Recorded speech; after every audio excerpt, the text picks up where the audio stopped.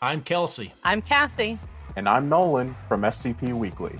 We bring you news from on-site and off-site. And we share your love for the creative community that surrounds the SCP Wiki. Join us on Tuesdays for new episodes, wherever you listen to podcasts, or on YouTube at SCP Weekly. Hey there, SCP fans. My name is Grigori Karpin, and this is Simply Creative People, the show about SCP creatives, be they authors, artists, or off-site content creators like YouTube and TikTok. We're focused on bridging the gap between various fans and serving as an introduction to different concepts and stories on the wiki. So, many welcomes to all, and let's get started. Hello, and welcome back to Simply Creative People. What's that? I am Grigori. It's a podcast that has not come out in 10 weeks due to some things that have happened in my life, including being laid off and illness, and being distracted. But that's solved. I just got my old job back. Very exciting. Congratulations. Yeah, it's weird because on the one hand, I'm very happy to get a job. On the other hand, it makes me feel like, why did you not just hold off? Like, just don't lay me off for 10 more weeks. Like, how much would that have cost? Like 15, 20 grand? Like, I realize that's a lot for me, but not for a corporation. Like, and now I have to go get drug tested. I have to go, do the background check. We already did this. They just wanted to give you an interval to shape you into the malleable person they wanted you to be. I know. It's so funny. Anyway. And they're like, well, we're going to bring you back at the same rate of pay that you were at. I'm like, well, I freaking hope so. I mean, unless it's more, then it's not acceptable. Anyway, all right, I guess we should do introductions. My name is Grigori Karpin, and joined as always. Am I HarryBlank? And we would say sorry for being so long away, but, we're never sorry. This podcast has always been a little bit less than frequent. Like, what are we going to apologize for? Regularity. We still have more episodes than any other non-narrative podcast done for Totally. SCP by a wide margin, Yeah. I'm pretty sure. And we've got the next one teed up. So Yeah. We're going to come back Plague. with Plague again. And we're going to do more 001s, but we're going to do kind of deep dives on. So each of us picked only one. Mm-hmm. But today, we are doing something kind of out of left field. Mhm. We were suggested, somebody joined the Discord and said, had there been a Q&A episode? And no, we had never done anything like that. And, I guess we are kind of getting to the point where, like, people actually want to know our opinions on That's things. really weird, and I'm not going to get used to it. Yeah, no, it is weird, but it's also very flattering. We put out the call for, just random Q&As. It could be goddamn anything, and some of these are. Quite a few of them are lot- best defined as goddamn anything. Yeah. Yeah, thank you for everybody that sent in questions. Yes, thank you very much, except for Mini Meats. That's right, who we're starting with. So, Many Meats, who was, I think, the first person to respond to the Twitter post, was, the amount of success you've both enjoyed can be directly correlated with the length of time you've known former admin Many Meats. Do you owe all of your success to him, or only some of it? I would say that everyone owes all of their success to Many Meats, who works very hard under very difficult conditions and had an excellent tenure as an admin, and I really appreciate Meats, and haha, fuck you, I took your stupid question seriously. Yeah, I didn't. I will give you 16.7%. It would be more if we ever got around to doing the collab on the SPC 001 about Grand Sharkist Ion. Grand Sharkist Ion. I know, it's so good. We got to do that. So, Meats, come on, message me. Let's get this done. Anyway, real talk, Meats is cool. Love Meats. Awesome. Yeah, Meats is great. And Meats was on one of the previous episodes with Aiko when we talked about Oneroy. Is that true? Did that happen?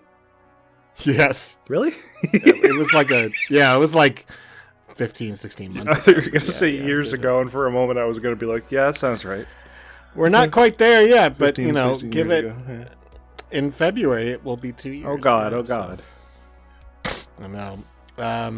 Maybe we'll actually have gotten to episode 50, but I don't know. Likely. Yeah. So, next question, more of a serious question. Cywaves asked, what's the hardest thing you've ever written? And interpret hard however you like. Everything I write is hard. Yeah, I mean, that's sort of the secret. Always be writing romance. I No, I was interpreting it the way they did the implication. Yeah, the heart. Yeah, I know. Somebody had to, so I'm biting the bullet. Now you yeah, can give a of real course. answer. As long as it's just the bullet you're biting. Fuck. Yeah.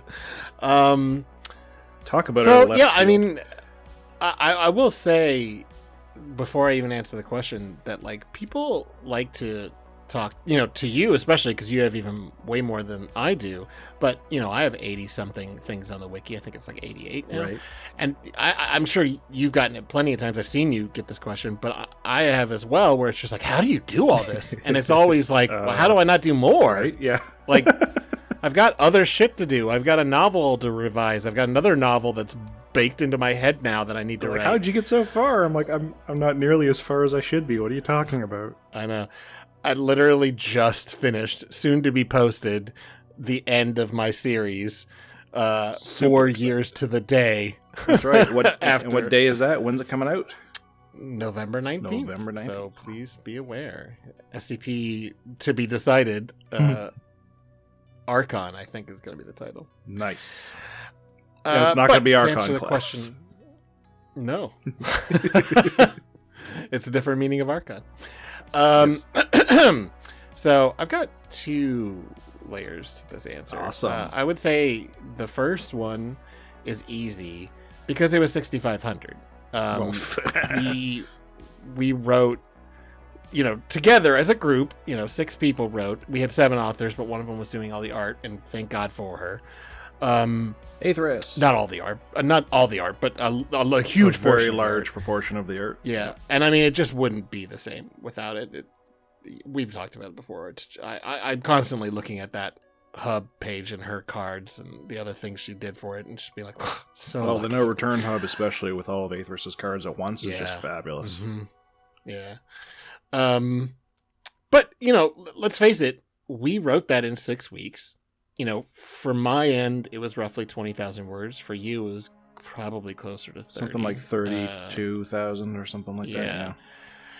And that's a lot in 6 weeks. I mean, we've both done that before, but, this was very time sensitive. This wasn't on our own deadlines. This was based on when we could submit. And then, there was all the discussions. And we've talked about it a lot. We talked about in the episode about Vanguard, but, discussions, that's a nice way to put it. Yeah, we discussed. Yeah, well, they were very civil arguments. Yeah. But they were never. No, but I don't think anybody ever got mad, or at least I didn't. I don't think anybody ever got lastingly mad.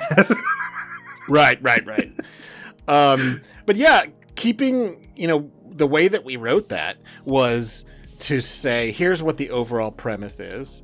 Thank you, Locke. Absolutely. And then we each kind of picked out how we were going to tackle the first, path. And then we kind of like argued it out, not our individual plot lines, but the overall, meta, quote unquote. Right. What is this overall thing we're talking about? And then we doubled it. Because thank you, placeholder. And we talked about that before. But, it would have been something special if placeholder hadn't pushed us, especially me and Aethris, to be like, listen, you got to let us do this. And it was tough to admit that it was a good idea. Not that it was a good scary. idea, but it was tough. It was scary. Yeah, that's we had already succeeded. It was already really good, right? And they were like, well, yeah. and essentially placeholder was like, we can make it. Yeah. Way better. And we were all like, or rather everybody but me was, and I was like, I already had a second part in my head that I could just start writing. Right, yeah. But it was still scary, and Aethris quite reasonably said, this could ruin the ending. And right. It could have, but instead we have a better ending. So yeah, I mean, I think the thing that was important that I pushed for at the time was, if we do this, we have to maintain the idea that the choice matters. Right. And from that was born this idea of no return being a dual timeline thing. And that has, led to a lot of things. Although God knows Threshold needs some more love. Yes. Yes, it's But, secretly just everything I write is in there, but not meaningfully. I do mean to come back to that stuff, especially the stuff written in Ip's Path in 6500, the second path, the Threshold one with Weddle and Threshold. Yeah, that's really good That stuff. actually gives the name to the thing. I've been meaning to do some stuff with that later on. Yeah, and you still gotta give me a blurb to put on for 7,000. Yeah, you're right. You're right. Anyway, but yeah, I mean, that's easy to say that was hard. Easy hard. But honestly, it was a blur. It was a lot of fun. It was stressful, but it was so much fun, and I've never probably been that excited for such a long period of time on a project. Not even a long period of time, but it felt like such a long time. It is so worth it, though. Oh yeah, it was great. It was especially hard for you and me, I think, because we were constantly trading places on being the peacemaker, being like, "Listen, guys, this is a good idea. What whoever is proposing is, they've thought about this, and we got making sure everybody was happy at the end that was the hard part, I think. It certainly was, but I mean, it worked out. Certainly speaks for itself now. Creeping up on 800 at this point. God, I know, it's crazy. But yeah, I'll save the second part of my answer for in a second. We're switching it up, are we? Okay. I wrote 3 books. Yeah. The first one wasn't actually published but Time After Time Password is 95,000, 97,000. It's longer than Inevitable. Right. And it was extraordinarily difficult because I had to do a lot of reading of other people's stuff intentionally because it was set in other people's settings with other people's characters, and I had to do way too much work, which made that whole thing take way too friggin' long. And the reason I started publishing it when I started publishing it was because we got 3rd place or whatever, 4th place or whatever the hell in Canon Renaissance contest, and we got to choose a feature, and my team, without me realizing they were going to do it, featured SCP-5109 that the Time After Time Password was about, and I was like, oh shit, I need to start publishing these articles now to take advantage of that, but I wasn't done them all. And what that ended up meaning was it took a year to finish the Tales series while it was going up on the site. And it was a fucking nightmare, but that's still not the hardest. And even the book that I just finished writing, Wrong Tomorrow, which the majority of it was in 2 months and it's 300,000 words long, even that wasn't the hardest thing that I've done. The hardest... 300,000? Yeah, it's 100,000 words longer than the previous book. Wow. I have a physical copy, but I'm waiting for the ebook. Yeah, it doesn't. The reason I'm gonna buy it. The reason it isn't immediately apparent is because the font is 12 point in Bury the Survivors and it's 11 point in Wrong Tomorrow. So I'll put out a second edition of BTS that shrinks it down, so you'll be able to really see how much longer the second one is. Long Tomorrow is more like right. Am I right? But anyway, the actual answer is. Any SCP that's centered on Thylo's Whist was the hardest thing that I've ever written. They all take like a month because for some reason I make sure that they have way too much research required and they take forever. All the charlatanism stuff I was looking up for 5382, I looked up every int wiki to incorporate into 6382. I did all this Canadian history shit for 5054, the Joe Clark one.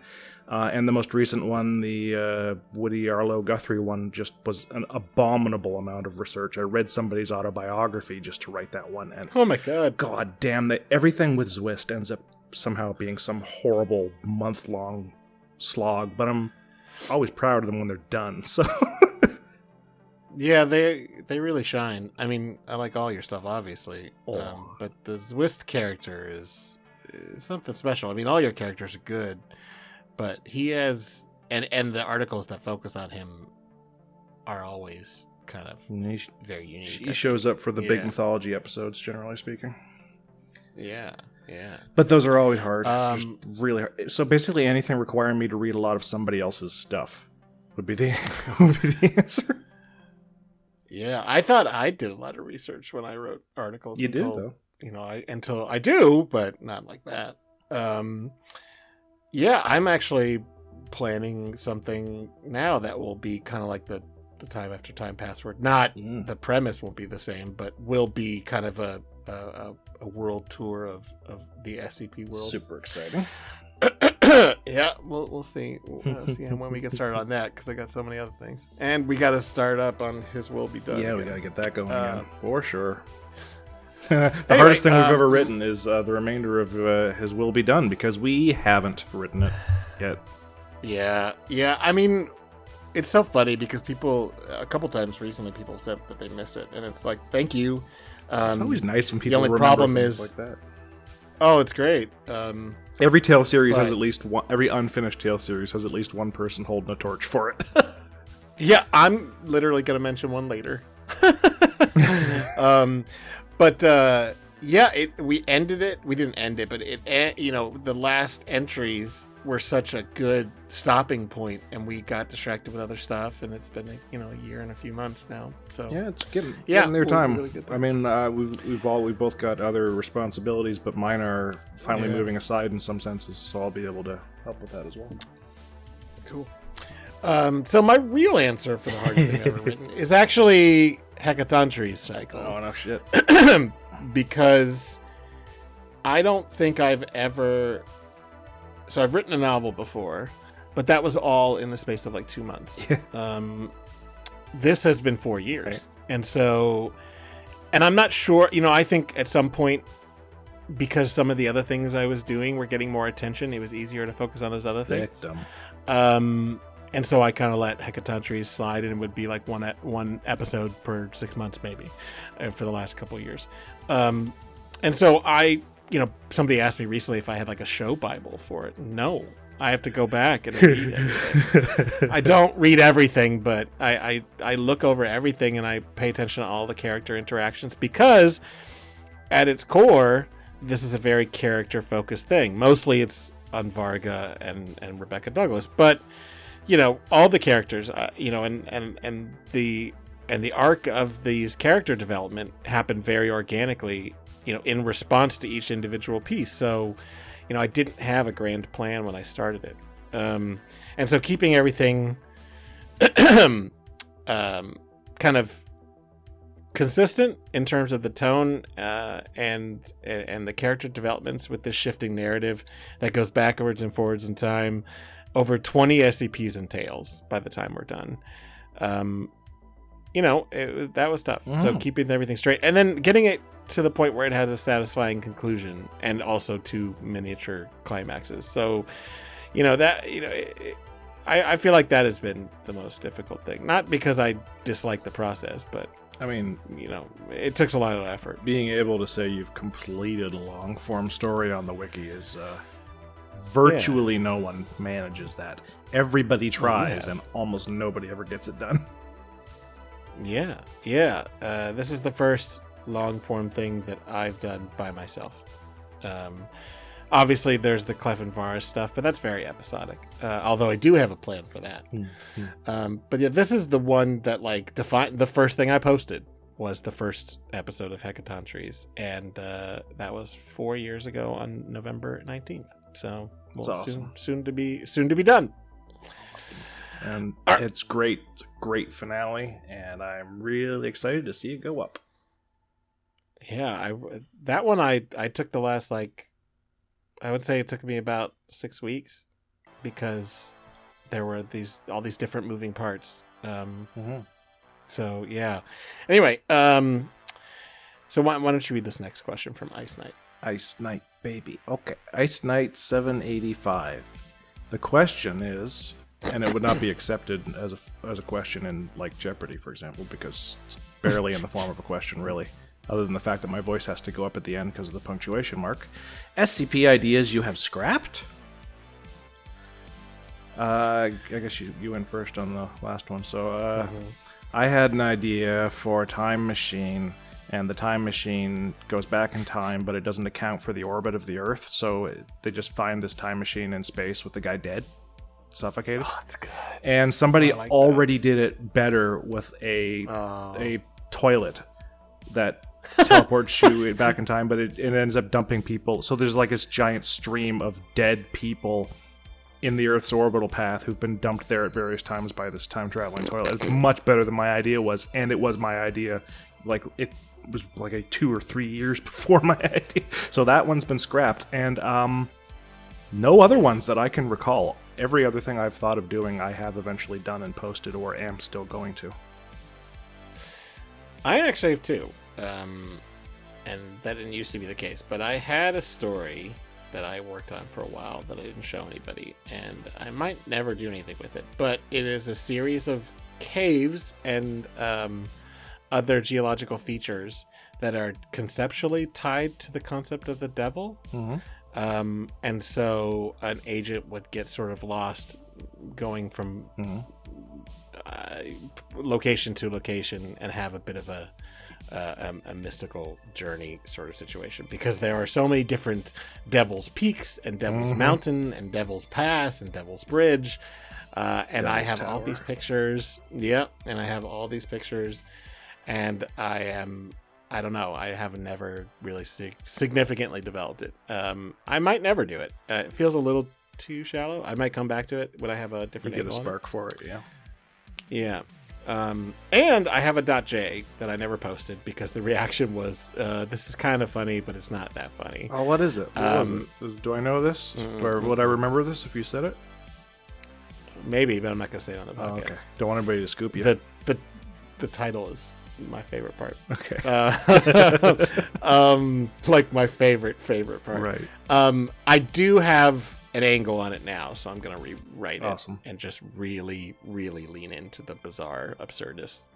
I think I have a much better handle on absurdist humor now than I did 2 years ago. So for sure, doing a lot of victim has changed. It's been training for sure. I think about, yeah. So yeah, those are my answers. Nice. All right. So next one is from Lemon. What inspired you to start writing SCPs? And could you beat a shoe bill in a fist fight? Is a shoe bill the thing that you use to slide a boot on? No, that's a shoehorn. I looked it up. A shoe bill is a bird. Yes. The answer to that one I can answer before the actual question is that I have actually before injured my hands just by punching them into each other. So no, I don't think I could beat a bird. What? You all right? I'm just imagining. I can see that if you're pissed off and you wanted to punch. I don't even think I was pissed off. I think I just wanted to make the sound effect and then. Well, don't do it again. Oh God, no! The episode's on the over. podcast. Yeah. So anyway, I'm gonna say yeah. Fuck that bird. I don't even know what that bird looks like. It's got like a big like, fucking gnarly ass beak. Oh. Well, I'll just kick it then. There you go. Fine. Well, but it's a fist fight. It specifically says fist fight. Yeah, well, I believe in the Street Fighter version of fist fight, which means I can do a helicopter kick if I want to. I can't. All right, but, we've committed to going Mortal Kombat on a shoe bill. That's right. What inspired you to write SCPs, Grigori? This is boring. I've said this before. Grigori. It's not boring. It's Grigori. I have said, yeah, it's Grigori. Because I've said this before, but it's metaphysician. I first discovered the wiki through somebody linking SCP-2480 in a Reddit conversation because I was complaining about there not being enough good new Eldritch horror because I had read everything that Clive Barker or Caitlin Kiernan or Tom Laval had written, and I was like, is there anything else that's not just fake H.P. Lovecraft, but instead a new angle on it? And somebody said, hey, do you know what SCP is? And I went, no. It was like 2015. No, what's that? And somebody linked that, and I read that significantly. I read other stuff too and thought it wasn't that great and almost stopped paying attention to SCP until I thought to figure out how to look up who wrote 2480, and then I found my way to his author page and I read all that stuff. And so sarcasm and metaphysician's specific style inspired me because for the longest time that's just what I wanted to do. I wanted to write cosmic horror, and I have done that a few times. And it's funny because for a long time, especially the early parts of Hecatontries, I think, especially the first two, do very much seem like they're in the vein of metaphysician, I think. Absolutely. And then kind of I went more into a geopolitical occult spy story in some ways. But yeah, I was always trying to like not mimic, but evoke the same things that meta does. And I still occasionally do, like U for the Unstrung for Anthology last year was definitely me, trying to do meta style. Because I found his writing to be very inspirational. I found the mythology, the sarcasm, and the world building and the anthropological angle of it just fascinating. So I kind of went my own way after that. But he's definitely, and I've told him this, it's his writing that made me want to be a part of this community. Yeah, could hardly have picked a better inspiration. Yeah, he's great. Good guy. A good guy and great writer. Great guy and good writer. Yep. Great guy and great writer. Yep. I'm glad to say we can now call him friend, Absolutely. not just a person I admire. Absolutely. Just earlier today, I was reminiscing with him about how much World of Warcraft ruined parts of our lives. Yeah. I got into World of Warcraft for like about 45 days. That is a good period for doing it. Around when it came out, roughly. 2001, 2002, something like that. Really hoping this conversation doesn't renaissance it for the people who were involved in the conversation. Oh, yeah. But I mean, it's still around, still relevant, which is crazy. But I just, after a while, the way the combat works the way it's just a constant grind. And I went and did an instance for a dungeon. I forget, were they called instances? Yeah. I don't know. And I did it multiple times just so my hunter could charm one of the pets. Oh my god, boss. I bet you it was Wailing Caverns. No, it was in the desert, and it was somebody that had these pet giant cobras. For fuck's sake! It was Zul'Farrak, right? That sounds familiar. It's the one that's like it's been 20 years. It's like it's in the north end of the zone, and it's like a cleft, like winding cavern with a troll city in it. Yes. Yeah, that's a really great instance, and everybody who has to do that hunter thing fucking hates it. Yeah, I did, but once I got it, man, that game got easier because that cobra was amazing. And being a hunter sucked. I now since I never play characters in games that rely on pets. Like I don't like it. I could never even get into Pokemon. Like it's not my thing. But yeah, I did. So I did that a bunch. I must have done that instance like 6 times, 7, 8 times, just to like, and I had to turn them. Had to have somebody turn the cobra into like a sheep, or turn the other people into sheep so I could charm the cobra, because there was another cobra. Oh my god. And then after that, it was like, oh, how do I get this piece of item? Well, you can do this instance 6 times, maybe to get it. Yep. And that shit just doesn't work for me. Like even Destiny, which has amazing shooting, has only sucked me in for like a month or 2 at a time. Yeah, once you start having to repeat yourself. I don't like it, which is funny because, like I said in that conversation, I replay FromSoft titles over and over again. And their whole design is to make you redo the same thing after you fuck it up over and over again. Yeah. And then I finished Bloodborne. I immediately started a new game. Every single one of them, I immediately started a new game plus. And I'm now on my 3rd playthrough with a brand new character of Elden Ring, and that's like a 200-hour fucking thing. Fuck it, and I'm treating it like I'm brand new at it because it's so big I forgot most of it. Right. Yeah, I don't know. WoW is tough. I can't imagine playing any of those games. Every once in a while I'm like, oh, that'd be fun, and then I check out, and the gameplay is still, still sucks. Yeah. Hit this button, cool down. Hit this button, cool down. This is not combat. And hey, once you do that by yourself enough, you get to do it in a group where everybody's watching to see if you press the button at the right time. And if they don't, they call you a slur. Yeah. So anyway. That's. Anyway, your turn. I actually realized that even though I have explained this partially before, that I do have minor details that I didn't have in my head when I originally answered this question, because I came back to the wiki, having seen it occasionally when it was new. I came back to it during COVID as something to read at night so I could go to sleep, and I started rereading from the start, because that's what every idiot does.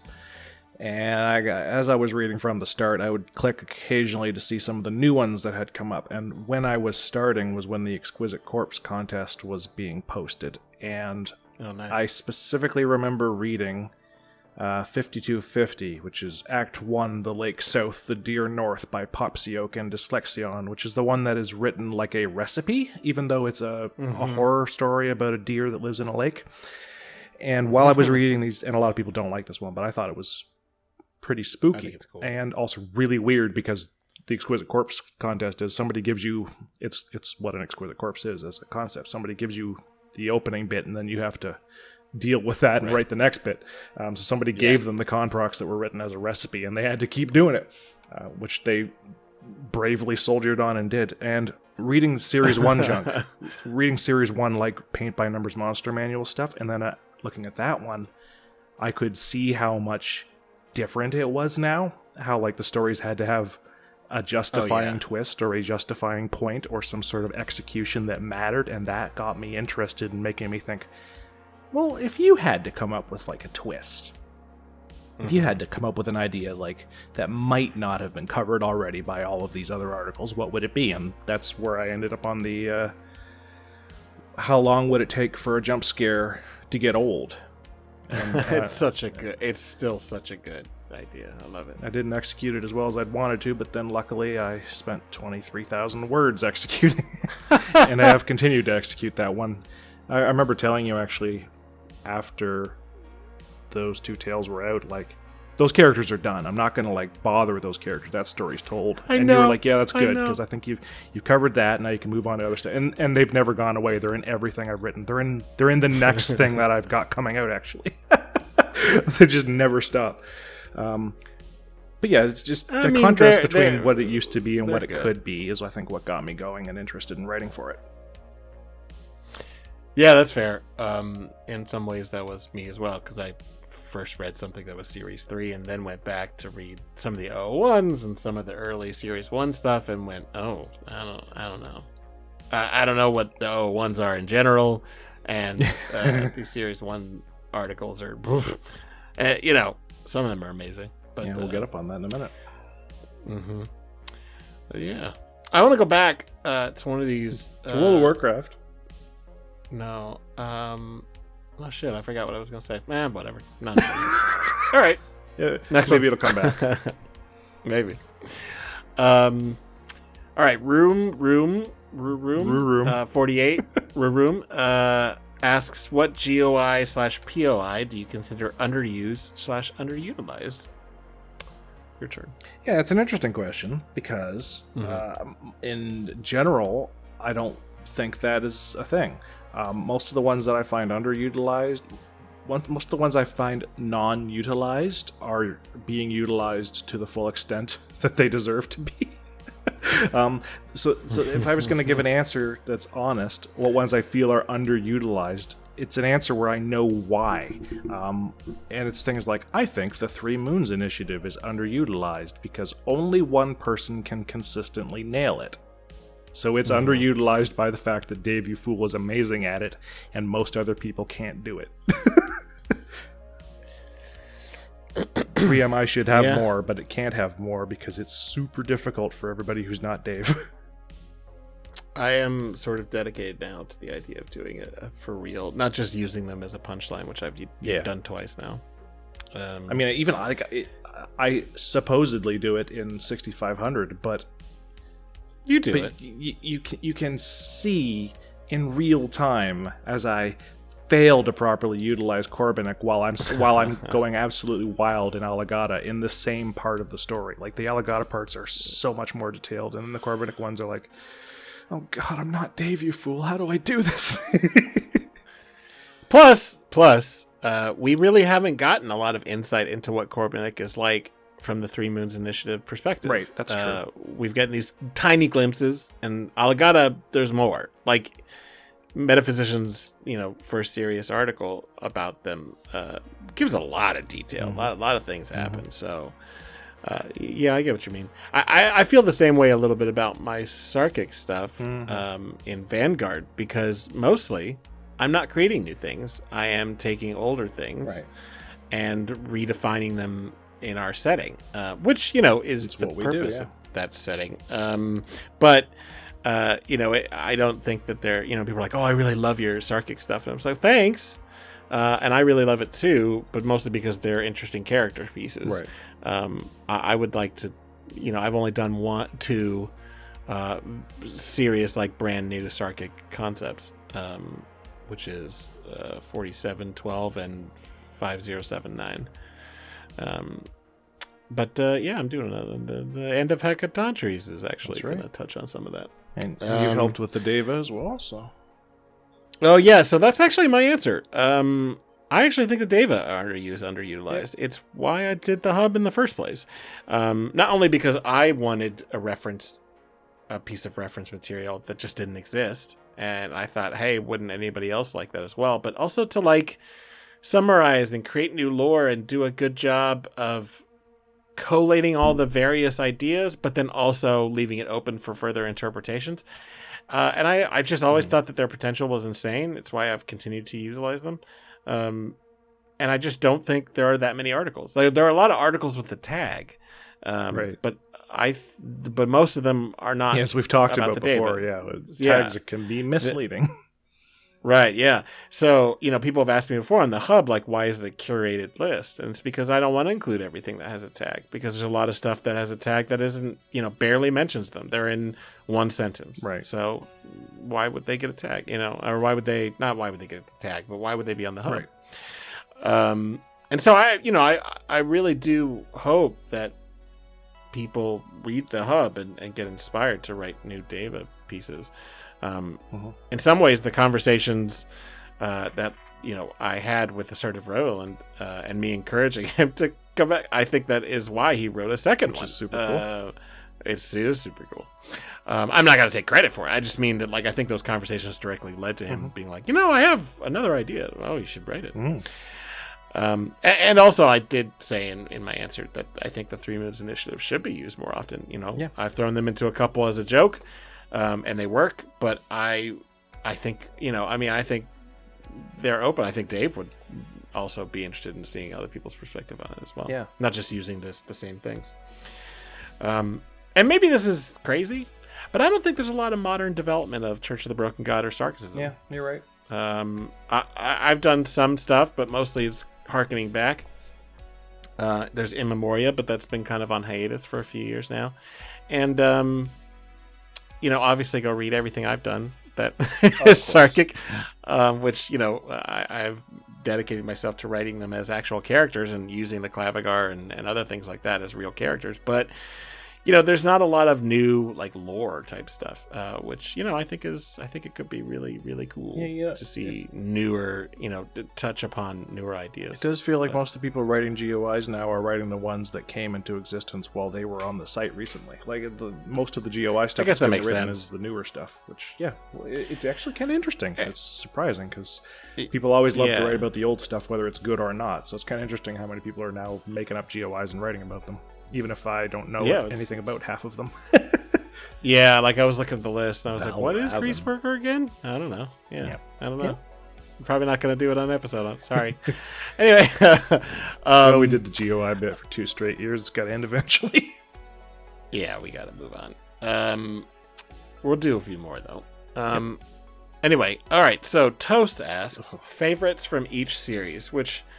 Fuck you. This actually took a lot of work. Yes, I luckily, my friend Mr. Badfellow, who I got to write an article for the wiki, he wanted me to explain SCP to him in like great detail because he knew about it vaguely. And I among the many things that I did to talk to him about it was I gave him one from each series that I thought was very representative, which gave me a head start on answering this question partially.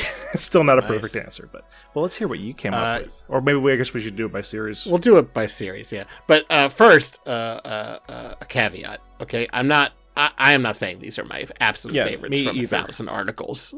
These are ones I think are really cool and that people should go and pay attention to. Some of these are very obvious, but that's kind of the way that the question works.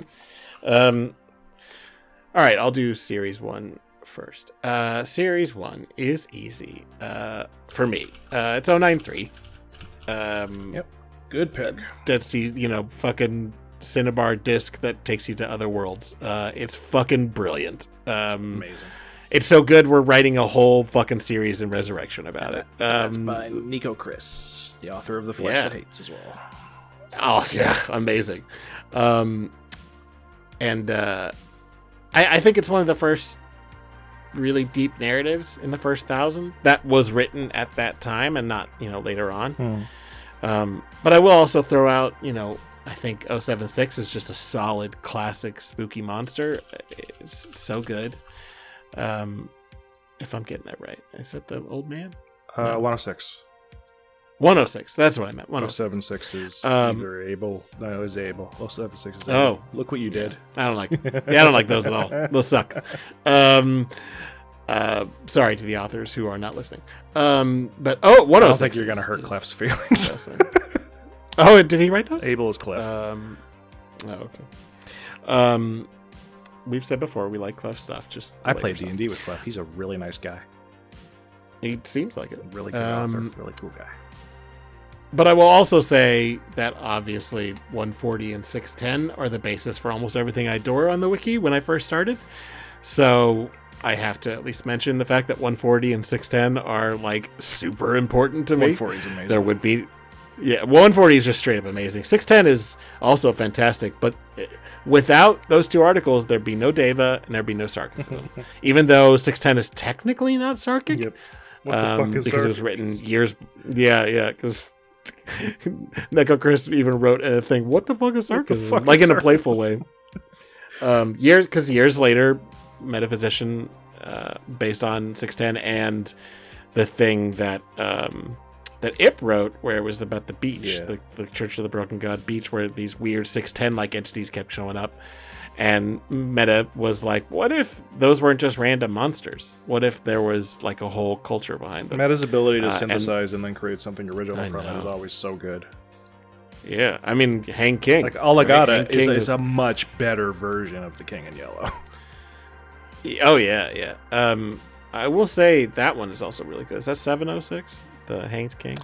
I feel like there's an 8 in there, like 708 or... Oh, okay. Why am I typing the numbers? Why am I not typing in the title? The Hanged King's Tragedy.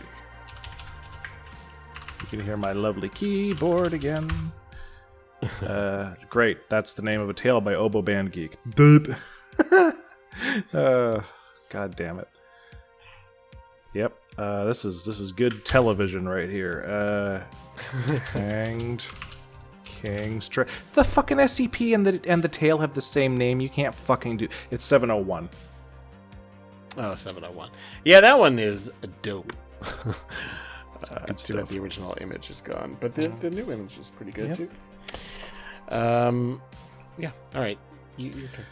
Well, I'm gonna do multiple answers too, which I would have felt bad about, except that we have to. You went and did it too, so now I don't feel bad at all. I do it for all of these. I have a better excuse for it this time because my actual answer is also not a fair answer, because my answer is, of course, SCP-179, Sol Susor by Dr. Reach, which was not written during Series 1 and was moved over from the Spanish Wiki into an open Series 1 slot and quickly becomes the best article in that series, but it's not from then, so it's not a fair answer.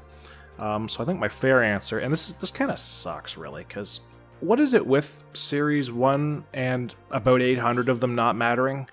Because whenever somebody goes, what's your favorite Series 1, doesn't your brain start picking from the first 200?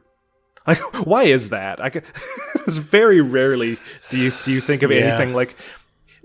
If someone asked you, what's your favorite Series 1, would you ever start thinking, well, it's somewhere in the 800s? But why is that? Why is it that the last half of that series doesn't seem to exist? But anyway, my answers aren't there. I would say it's either... Hey, I said 610. You did. 610 and 682 representing the later ends. And 999. And then everything else is just a wasteland no one's ever heard of. Yeah. I would say it's either 089 Tophet, which is the Moloch statue by Spike Brennan.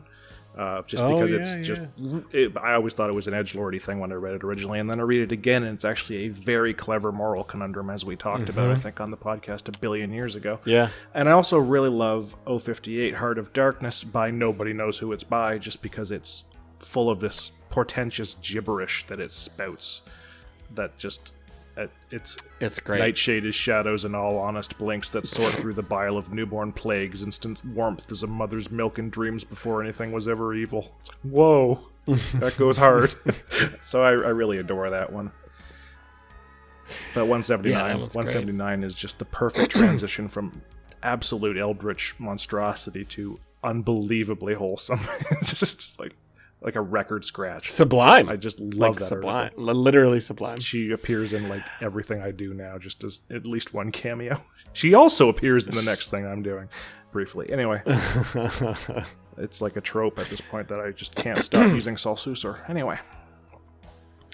Should we just keep the same order? Yeah, go ahead. You do series 2. All right. So series 2, a little bit harder.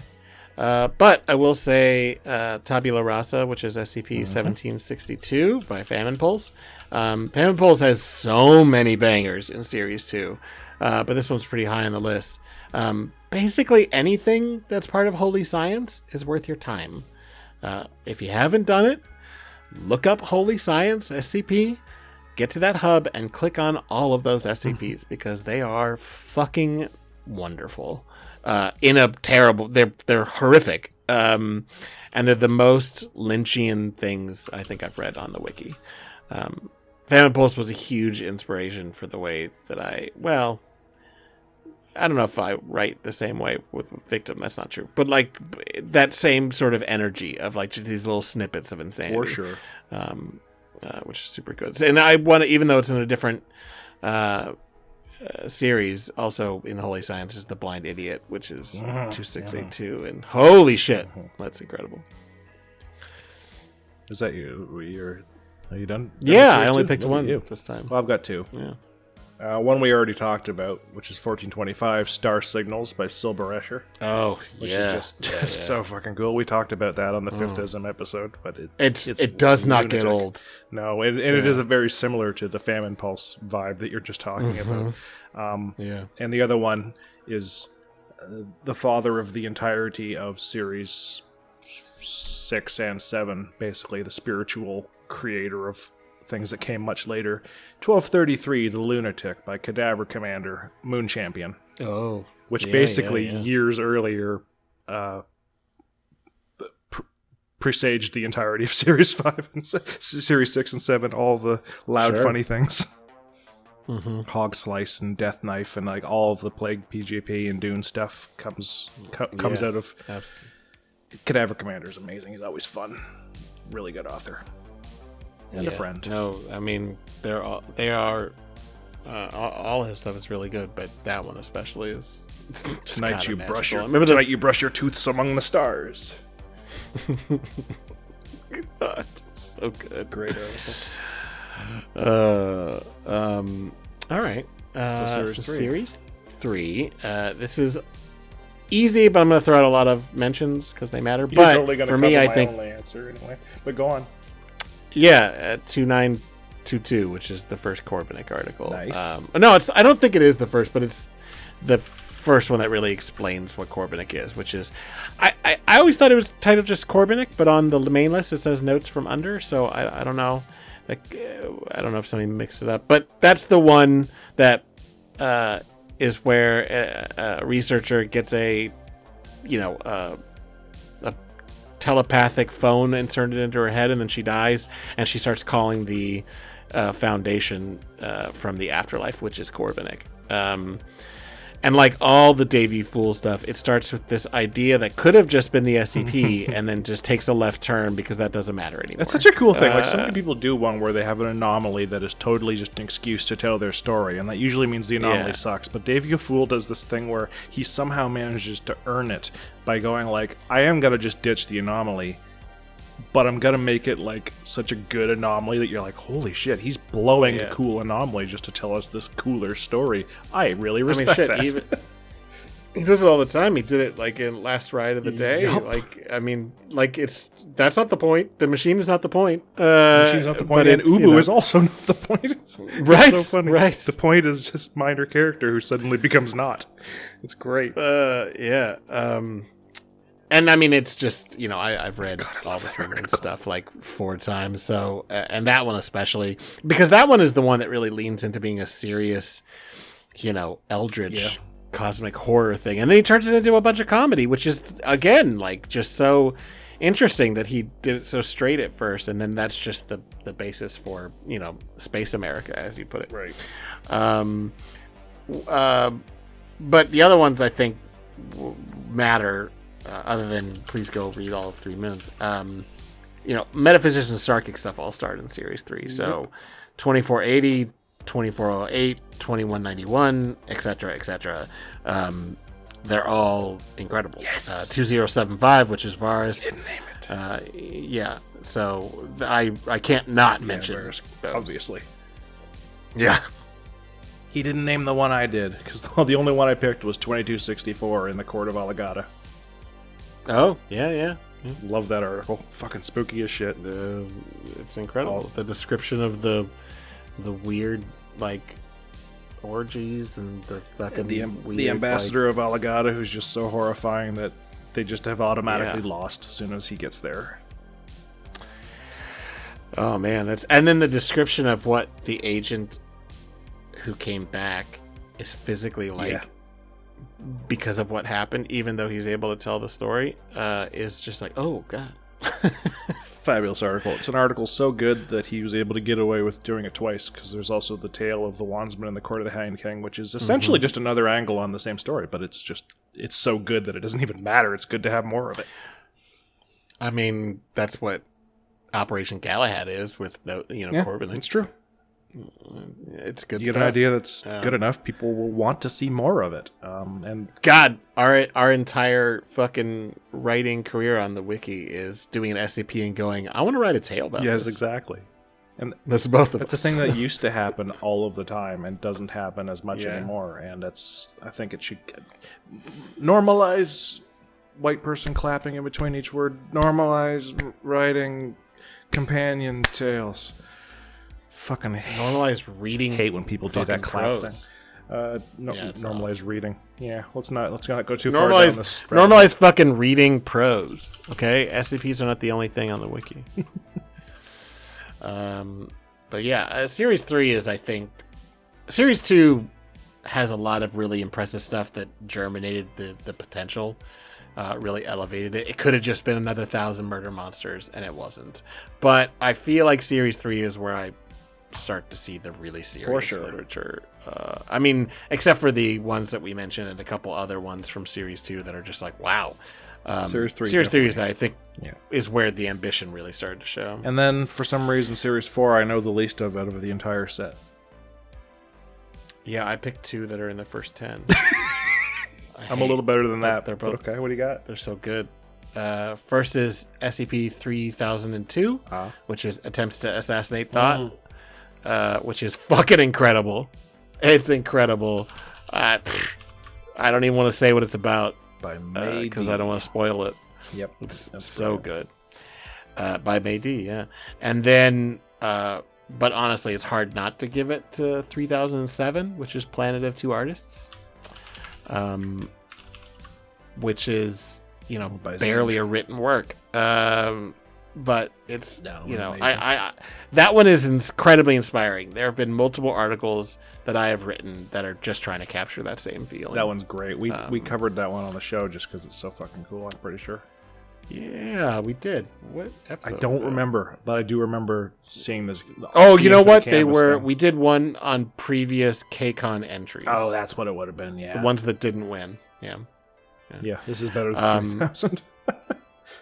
Yeah, I mean, it's better than most of the things I've written. It's just, and it's barely got any words. I've never seen something use media so well. There's a lot of good stuff with really great images, but this is entirely reliant on this image, and the image actually tells a story. And it works, and it's real spooky. It's in this very silent, excellent fridge horror way. For sure. All right, you go. The only one I picked is the only one I could think of, which is 3319, The Clusterfuckalypse by Dave You Fool, which is the how we ended up as the Third Moon story. Yeah, that one's great. Just so fucking bonkers and crazy. I love it. Yeah, that's the only one I mean, all the whole series. Good God. People, if you're listening to this show and you haven't read 3 Moons, fix that. Right on. It's great. I mean, it's popular, but it's popular for a fucking reason. And it's still not as popular as I think it should be. Yep. It's crazy when you go look at these ratings and you're like, oh, this is only 300? This should really? be one of the pillars of the whole thing. Yep. Yeah. All right, Series 5, and I put a note in saying, now this is just getting impossible. Because this is when we... did you start writing a Series 5? I started writing in Series 6. Okay, so I started writing in Series 5, and so that was when I was really paying attention to a lot of stuff. So the first I will mention, I'll mention 3 that I think are just really incredible. And 2 of them are pretty boring. 4,000 and 49.99. 4,000 so which are both influential. entries. 4,000 is incredible. I'm not the biggest fan of the way that the Fae have continued to be a thing. Not that I don't think it should exist, but I don't want to write about it. Trying to bait But Ralston into finally coming on the show. No. Oh, yes, come on the show, Ralston. But I think 4,000 is my favorite KCON entry that isn't yours. The one that won, anyway. Yeah. Yours is definitely my favorite. Golly, thank you. Until you win the next one. I'm not going to win one. I don't win anything. I hadn't won anything either. Well, that's true. But I will say that this is also the series that gave us Your Friendly Neighborhood Keter, which is 4051 by Nagiros, which is fucking incredible. And obviously is important to us because we've written that character a bunch. But just so good. But my real answer is unsurprising, because it's a tie between 4494, The Spectre, and 4246, Thalassomania, or Dreams of the Firstborn by Metaphysician. Right. And Spectre is Mordos, Commander? Mordos, okay. Those are wildly different articles, but they're both just fucking... Yes, a completely different. That's great because that's everything I want to write is those 2 things: the really high, incredibly intellectual, history-based alien horror thing, and also the silliest characters imaginable. See, that's funny because that's the nature of the answers I have for this series as well. Because I have 2 choices, and they also could not be farther apart. Because one of them is, nice. Of course, Special Quarantainment Procedures. SCP-4612, Not All Gods Decompose by Grigori Karpin, which is the beginning of the Hecatonchires cycle, which is just this fabulous bit of gothic horror that bleeds into the present day and sets the tone for your series going forward, which is just fabulous. And of course, SCP-4601, Revenge of the Red Menace by Nick the Brick One and Boogeyman 23, which is about a sentient fire truck fighting fires and trying to be Batman. That one's real good. It's so good. Way to go, Nick. That one's real good. Yep. That's that. Just asking if I could use that in our Resurrection series is how I met Nick and Boogie both. Well, no, Boogie actually greenlit my original SCP. Oh, that's funny. But yeah, just so good. But the contrast between those 2. Your gothic horror and their ridiculous fire truck. But at the same time, that's amazing. Also, I think, is it 4182? There is no Site 5 is in this series as well. Oh, yeah. God damn, that one's Great good. Hippo. I mean, Great Hippo has so many good ones, but I don't think anything comes close to There Is No Site number 5. That's so good. It's so short and punchy. It's the only time I've ever been scared by an image coming towards me.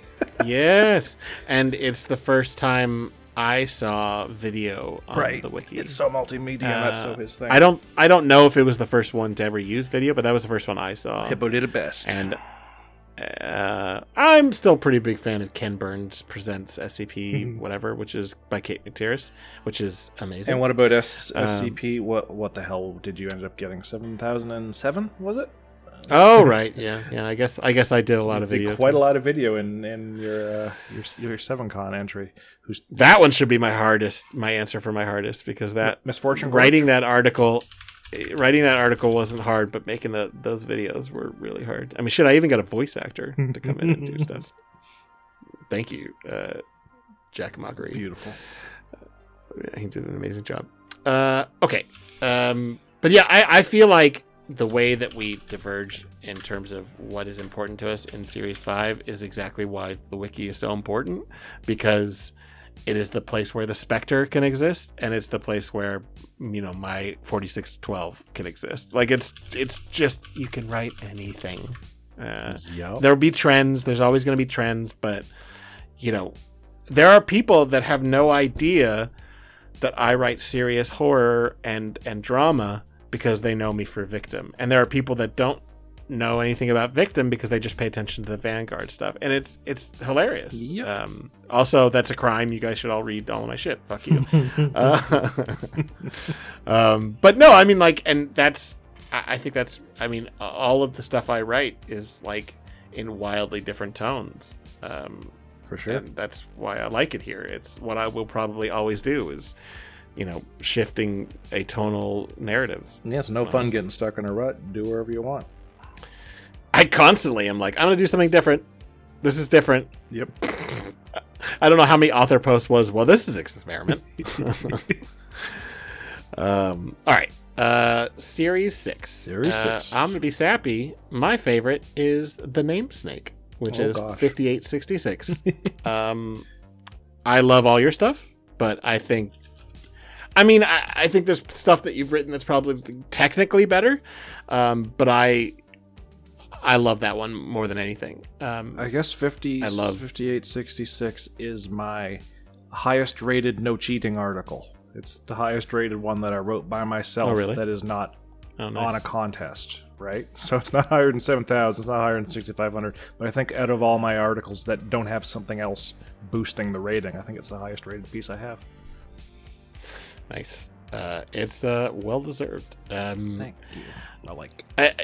That series is where you came into your own. I think it's where I came into my own. That's where I have the most articles written out of my bunch. I think I wrote 20 something. I think in there. definitely me too. Yeah, definitely. Most of my SCPs are in Series 6, with the occasional on 7 and 8. Right.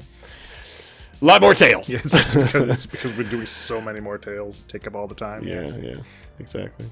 All right, what's your favorite in Series 5? So, right, we're in Series 6 now.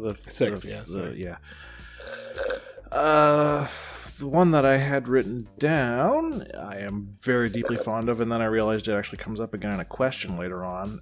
5923, The Place I Belong by Grigori Karpin is just the spookiest shit, and it came out of absolutely nowhere. And this is one of your ones that's it's not connected really to the other stuff you were doing. It's not a Victim thing. It's not a Hecatoncheires thing. It's just this story of a sad town that misses its people, and it was so cool that I think a sign of my esteem, right, is that my first part of 6500 is a tour through anomalous locations, and the anomalous locations it tours are Alagata, the Wanderer's Library, and this place. And that's pretty good company for somebody to implicitly put you into. For a single article that just sits on its own. And it's just such a great moody piece. And of course, once you found that image, you had your mood pretty much set up right from the start. God, that was literally on the first page of results when I said Misty River or something. I can't remember what I searched. That's so SCP. That's old school SCP. You get a picture, and the picture is just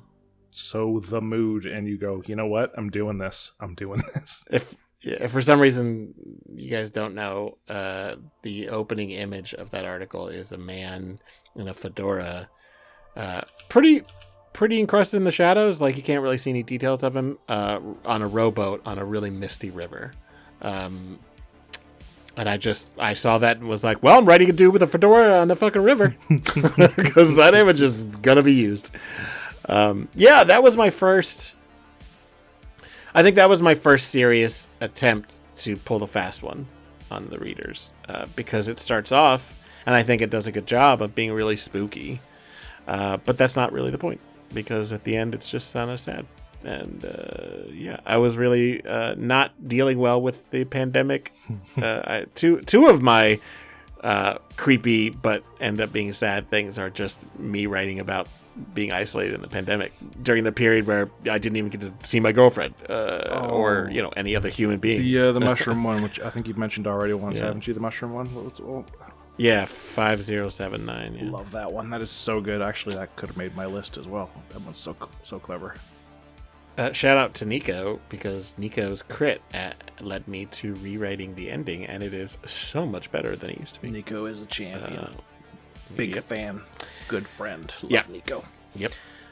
Also, got a shout out the introduction of making you do the goddamn work on the SCP Wiki, the article that comes right before what at one point was my most ambitious article, SCP-5242, placeholders SCP integer, which is just fucking bonkers, and created what has to be, I think, inarguably the most well-known character created from that point onward on the SCP Wiki, which is his author avatar. Yeah, sometimes controversially so. Frequently controversially so, but the fact remains that, I think his author avatar is the best known person that's been created in the SCP Wiki since Series 6. And 5242 being right before 5243 is why he read 5243, which is why he contacted me. We became friends, and then we wrote the Rise No Canon, which combines those two articles in a row into one article that's just horrifying. And that sort of, in a circuitous way, leads via 682 to admonition. So it was quite a big deal. And your guys' previous established relationship is why 6500 worked out the way it did. Right, yeah, I called him in because he had nothing. When the theme came out as nature, I sent him a PM and I said, "Don't quit the wiki." And his immediate response was, all caps, "I'm mad about nature." Because he had no fucking idea what to do. So I got him into 6500, and then he caused the whole second half of it to happen a few months or a month. And also the original climax. Yeah, he wrote the ending. Was him. The ending part, and made that work phenomenally well. And then he took the lead on the second half. And he did all the majority of the CSS work as well on the first half. Yeah, it was that project went so well. Everybody added so much to it. All seven of our authors and all of our all of the artists who aren't credited as authors who did all kinds of phenomenal work. Just great article. But yeah, that's I think that's me for Series 6. Yeah, so I have zero shame saying that the best article in Series 7 is 6500. I would never pick my own article as a favorite thing, but I think I get to here because I'm not talking about my stuff in there, even though it matters. There's just so much to fucking love. I don't think anyone has done anything like it since. No one had done anything like it before. No complaints. I don't know how the fuck we managed to make something that is longer than most novels be so fucking good when it's reading it on a website. I mean, it's kind of nuts. Yep. It's kind of 6500 and I'm just insanely proud of it. So it absolutely is. Maybe it's gauche to say 6500 is my favorite. Podcast. Fuck it. Get your own podcast if you want to name your articles. That's right. I'll throw a few in here that we didn't write. Probably the one that is on my list of SCPs that I sent to my friend to go, like, here's what you can do in each series. Like, here's pieces that push the series along. Is 6987. Let me get the exact title here. By Lord Zunu. You are legally entitled coverage as an employee of the SCP Foundation, provided by Goldbaker Rhines Limited, which is the SCP Foundation's anomalous insurance policy that they are in the process of renegotiating. And that article is just fucking great. And that actually is my answer to GOIs that need to be used more is Goldbaker Rhines, because the idea of this multiversal insurer with this financial esoterica theme where they're very clearly playing all sides and all eventualities is really fun and really well done. And it's like the high effort, totally serious half of Lord Zunu's input into the community, which is my preferred half. When he goes high effort and serious, he's amazing at it. Yeah, we talked about this stuff a lot with SBC. We did. So he's also really good at it. That's the thing, is stuff. SBC can't be described as serious, but he does a great job with that. I mean the non-completely. It's very high. It's like high concept, but it's still a joke. It's impressive. But yeah, the non-trolly stuff. Not that I'm bashing his No. Not, he's not very good at the actually trolling stuff. But He's very good at it. It's just I prefer the the artistically satisfying stuff. Yeah, I think Goldberger Reigns is incredible, and I would write for it. It's just it's way too close to what I do for so, Right. Thank you. Right. I mean, not that I do insurance law, but like, no, Yeah. that's too close. No, I get you. That's way too close. I throw it in whenever I get the chance. It's probably in both of the Breach Goes On books. I'm pretty sure it's in 7,000 somewhere. Yeah, it is. It absolutely is. But I mean, he fucking earned that because he kept advertising that SCP for me during the contest. That's true, he did. Yeah.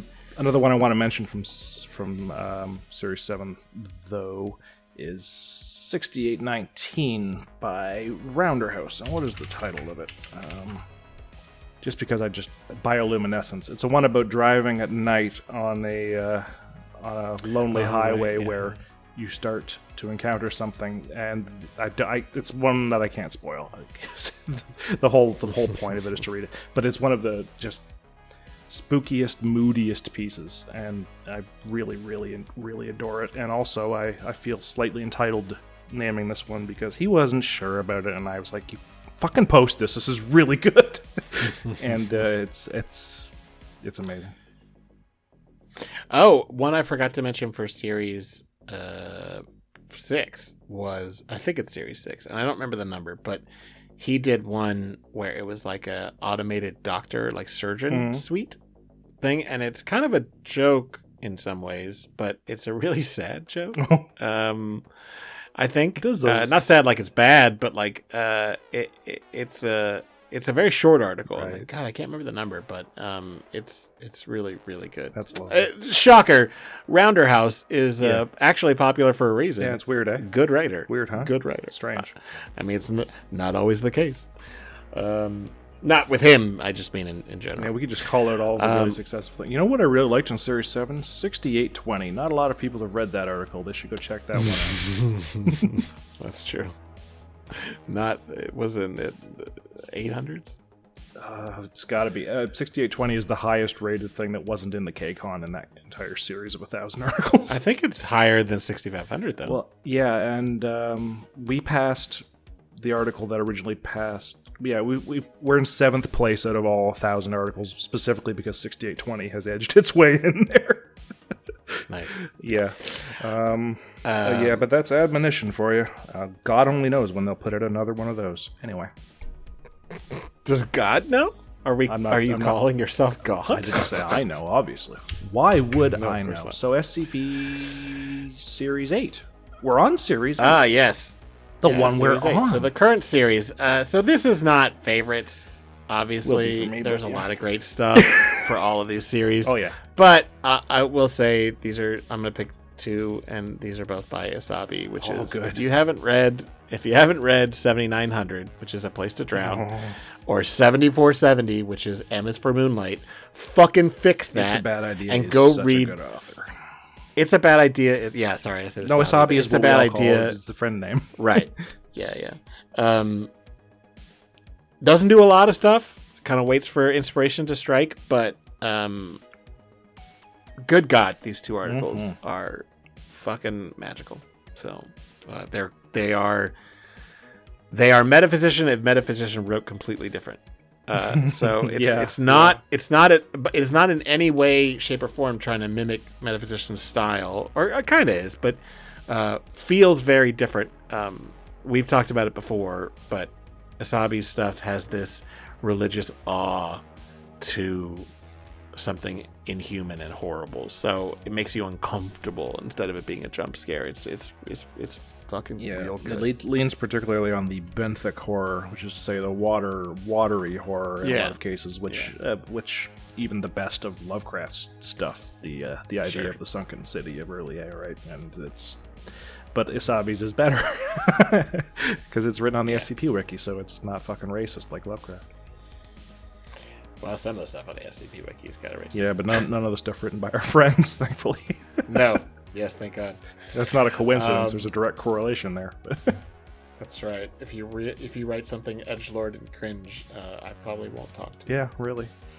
No, the cosmic horror stuff that Asabi writes is so fucking good, and is always such a charm when it comes out. It's subtle.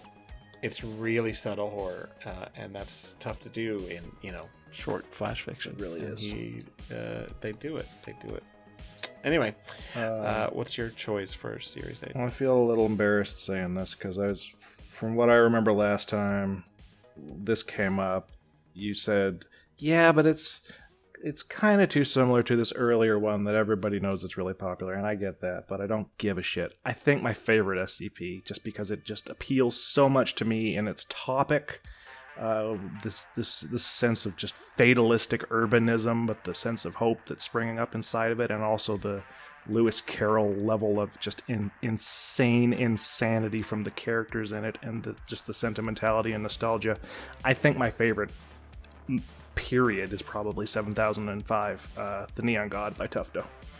I just really adore it. Oh, I don't think it's bad. I know you don't think it's bad, but obviously, you just... It's good. Obviously, everything Tufto does is good. Having read Lamplight, I think you said that it's a lot like Lamplight. Which it was a little of course too it is. close It's to very, Lamplight. very similar to Lamplight. Yeah. The thing is, I like Lamplight, but I really love 7005. I think it's so I think good. 7005 is better than Lamplight, honestly, in a lot of ways. For sure. I think 7005 is better than 7000 in a lot of ways. I don't think it would have been a better KCON winner, but it's definitely a better article. It's hard not to look at the way Tufto writes and think, why Holy can't shit. I do Yeah, I know. I've seen Tufto Like, described wow, as your favorite author. Could I do this? Author, so. Yeah. Tufto's real good. Tufto is real good, Real and good I writing. really like 7005. It's just beautiful. Yeah. It doesn't hurt that It's- Sound of Silence is also one of my favorite songs. So. Right. All right, we are finally done with Toast's fucking endless. Take up all right, half the episode or more. That was literally like 15, 20 God, we're not minutes getting on through one. all these in one go. Anyway, We've we've gotten about a fifth of the way through the list. We're doing all of it. Oh God. Okay. Wonder Blunder says, in terms of media projects outside the wiki, books, games, movies, television, are there any you're excited for or would recommend? Yeah. What would your dream project be?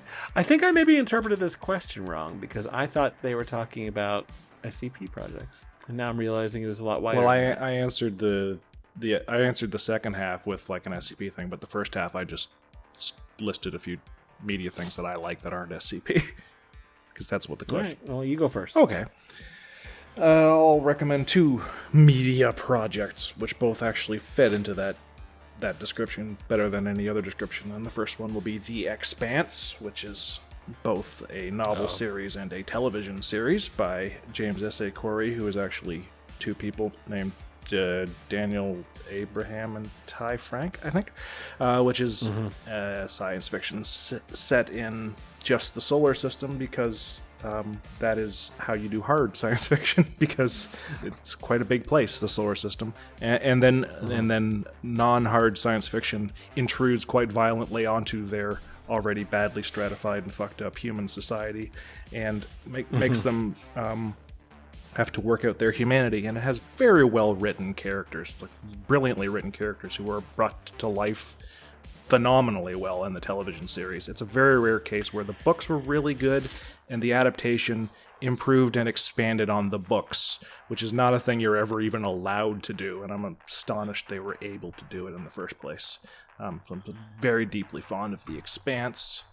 And the other one I want to mention is Fallen London, which is a Lovecraftian horror Victorian era setting created by Fail Better Games, and they've got multiple games set in it. One is a browser game, which is the one they started with, which is called Fallen London, which is essentially the world's most complex choose-your-own-adventure RPG, which is just phenomenal. It's nothing you can play in a internet browser is anywhere near as complex and cool and well-written as Fallen London, which then gave them the springboard to make a series of video games called Sunless Sea and Sunless Skies, which are just some of the best written, spookiest, most beautiful, just phenomenally cool, clever, darkly humorous writing I've ever seen in any kind of video game. So those are the two things I would throw up there: The Expanse and Fallen London as sort of settings, media projects, as it were.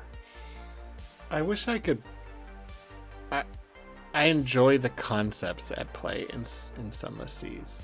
I didn't really enjoy playing it, so I didn't. For a lot of people, the gameplay is a problem because the game alternates between two styles of gameplay. One is a choose-your-own-adventure game, and the other is a sailing a ship through a black underground ocean and fighting off monsters and going from port to port and exploring. And the problem a lot of people have with the game is they don't like one or the other of those two things. But if you like both of them, it's the best game ever made. No, I get it. I don't. Yeah, I didn't really like the way the controls worked with the boat. I found it pretty frustrating. Yes, but like yeah, I've watched. But that doesn't sound fun. I've watched a lot of people play it, and I've read quite a bit about it, and I think it's fucking fascinating. So phenomenally well written. The writing and all of their stuff is just amazing, which is why I'm subscribed to Fall in London and play it most days. So I thought that this question was asking about SCP stuff because I don't know why I'm stupid. So I'm going to give a really quick answer, which is I'm excited for 5K, which seems good and scary. Oh, yeah, by Afray Interactive. Yeah, I've heard of that. Yeah. I hear they might have story and also, at some point. They might maybe have some story, Hope they got somebody good to write it. Yeah, me too. And SCP The Offshoot, which is this new animation series that's been making the rounds. Looks really incredible. I'm a little biased because they used Victim recently already, and I don't think I've ever been happier to see someone animate something that was a product from Victim. I've watched it 20 times. It's like I love it. It's incredible. It's awesome. Shout outs to Gizmo, who's on the writing team, and told me ahead of time that they were going to use Victim, but I didn't know just how well or believe. Yeah, I mean, the thing is, Victim has gotten a lot of attention on site, but not a lot off site. So I don't know why that is, but so it was amazing to see, and especially an animated product. It's incredible. Anyway, so my real answer, I guess, now that I realize what this is.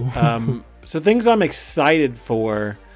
I'm currently reading The End and the Death, Volume 2, which is the penultimate book in the end of the Horus Heresy in Warhammer 40k. It's Volume 2, and there will be a Volume 3. This is a 56 book length series, but you don't have to read them all. But I have read like 20 of them. And I know that there are a lot of people that have a lot of misgivings about 40k for good reason, but I just adore it. It's like Shakespeare on steroids. It's like Shakespeare by way of Michael Bay, by way of Starship Troopers. By way of steroids. It's just that's right. Yeah.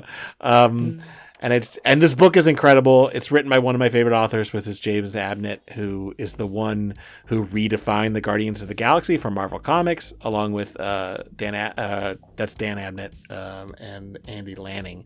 The way that Guardians of the Galaxy is in the movies is based on Dan Abnett's comics.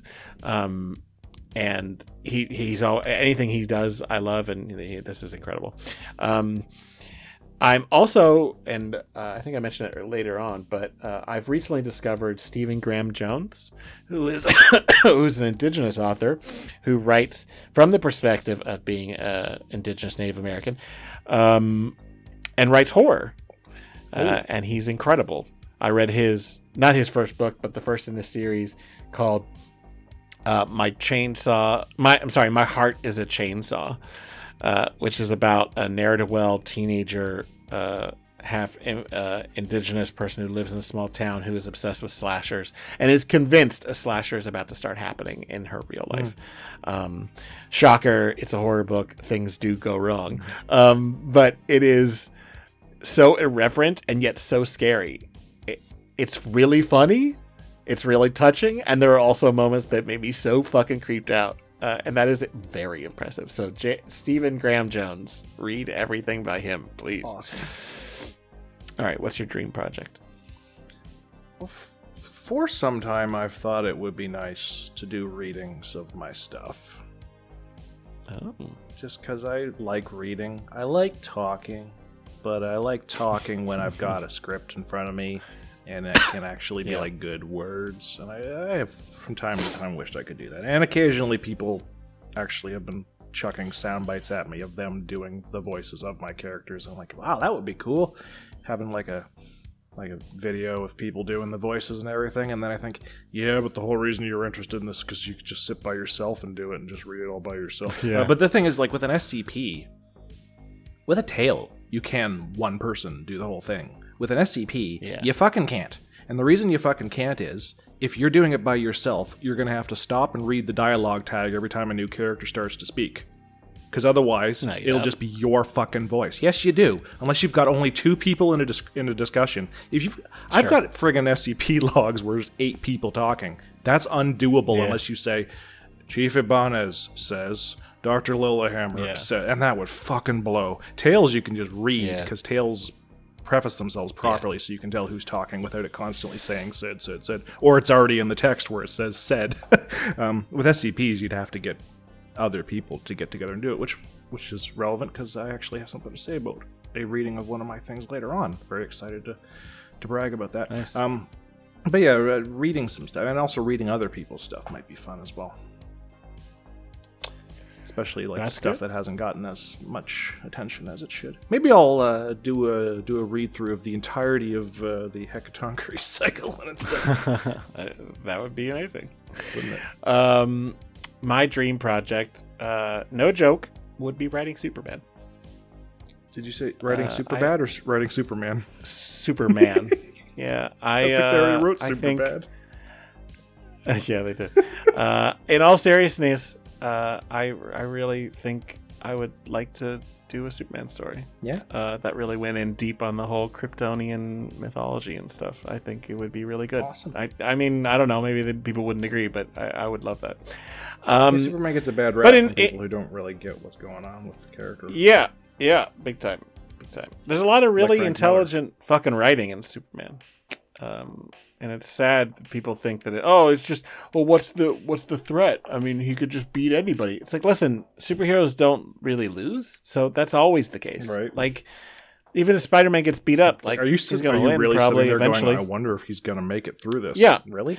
That's not the point. The fear of Superman is maybe he won't do a good enough job and somebody will die. Right. Which is a way more interesting conundrum than, maybe I won't be able to punch this guy hard enough. Yeah, there's a panel there's a very contentious series in DC called Identity Crisis, where the premise was that the happy era of the whole thing was actually not happy and it was a sham, and somebody starts killing people to unveil the sham, and it's way too dark in a lot of places. But there's a really suddenly overcome with emotion at the memory of a drawing. That's unexpected. There's a moment where Batman's current ward's foster parents are in danger, and he's like begging Batman to help. And you can see in the art, Batman like mentally losing his shit in blue screening because he's flashing back to what happened to his parents. And it's just, that's what's cool about superheroes is it's not like, ooh, is he gonna beat the bad guy? It's like, is he gonna successfully like help and protect the people that it matters? And that's the Superman thing. It's like going through the psychological implications, and at the same time, making it a fun adventure story. Right. Yeah, I mean, the reason Daredevil works is because his nightlife is in complete ideological opposition to his day job. Right. He is constantly breaking the law. He's a lawyer. He's an officer of the court. And as a lawyer, I've only appreciated Daredevil more because he's so fascinating. And that's what makes all of these characters, the good ones anyway, really worth your time. Like Wonder Woman isn't cool because she beats people up. Or she, comes from ancient Greece. That's boring. A lot of these stories, a lot of these characters have a lot of depth to it. And Superman has such incredibly sublime stories that, tell, just the saddest, a guy looking out at a world that he's taken on as his home and watching us just fuck it up and relying on him to fix it. And it's good.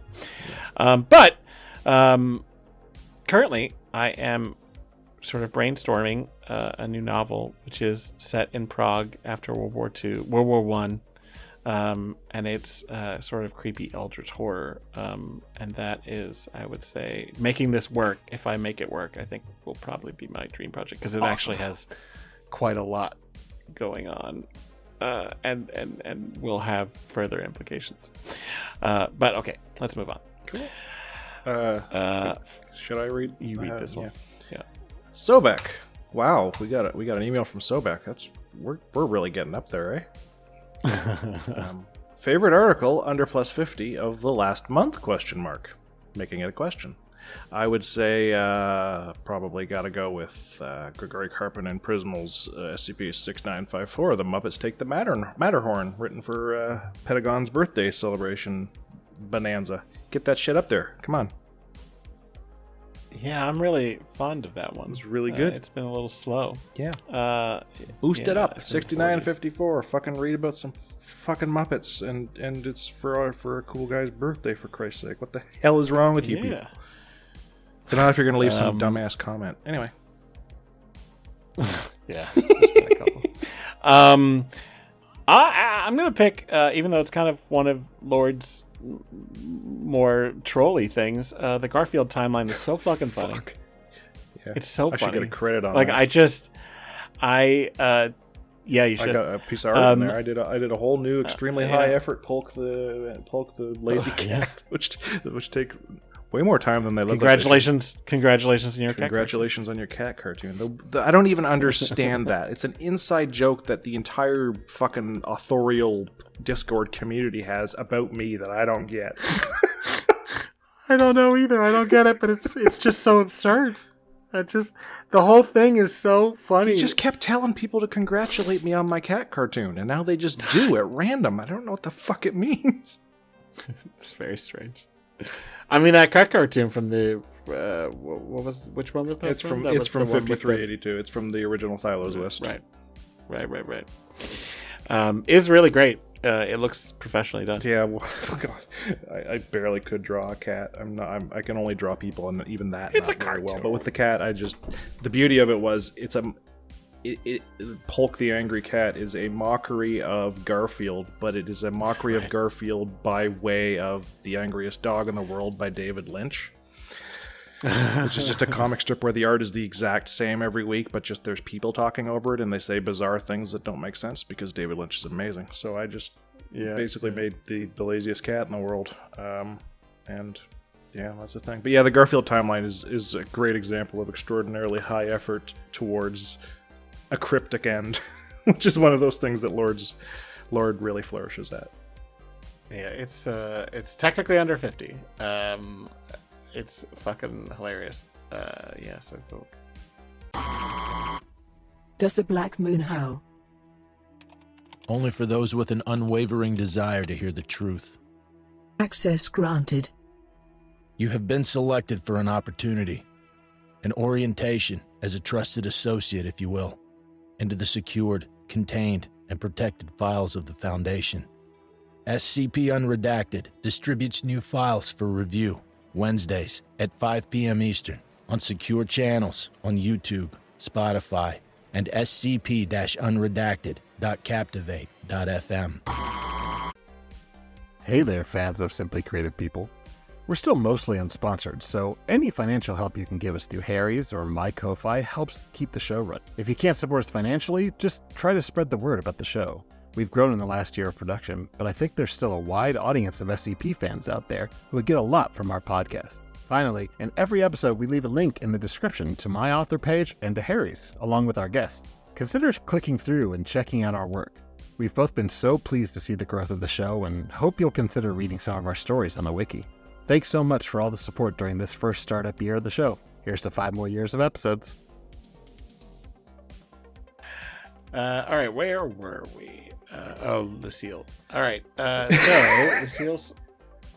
Lucille's question is, what needs to change? What Lucille is this? Is this any Lucille that we know, or is this just a Lucille? I don't know. Like, was this Lyran, or was this just a different Lucille? Let me double check. I feel like it's a very Lyran question. It does feel like a Lyran question. It does. Knowing whether or not this is Lyran Lucille determines what kind of answer to give to it. Do I give it a straight answer, or do I give it like a screwy weird answer, or do I... I'm just filling air, folks, until Grigori finds out who sent this message to us. It seems like the users. I don't know. Maybe I should ask you guys some questions. Why are you listening? LCYL. That's not Lyran. LCYL. I think that might be. Let me see. Is it? Yeah, that's Lyran. Okay, this is a Lyran question. Good to know. Oh, okay. So obviously she wants some sort of chaotic response. What do you got? You don't have one. I think people should fucking read more. That's what I think. You're right about that. Especially people that want to contribute, or that already do. Lots of people involved in the site or that want to be authors do not go out of their way to read a lot of stuff. Also, hot take. I think there are too many fucking events and contests. I think they should pull the fuck back on them, because now it feels like there's one almost every month of the year. It's not true, but it's so much a part of the year that what it ends up being is that lots of things submitted during any period of an event or a contest will be sort of geared along the same lines, and it just kind of makes things during a certain period kind of come out that are a little too close to each other and are easier to ignore. I miss where there was more space between for like weird shit to just happen. I also think people should lean more into multimedia stuff, art, video, and music. For sure. But mostly I just think people should fucking read more. Yeah, I think people need to start showing up with the urge to write something creative that stretches their boundaries and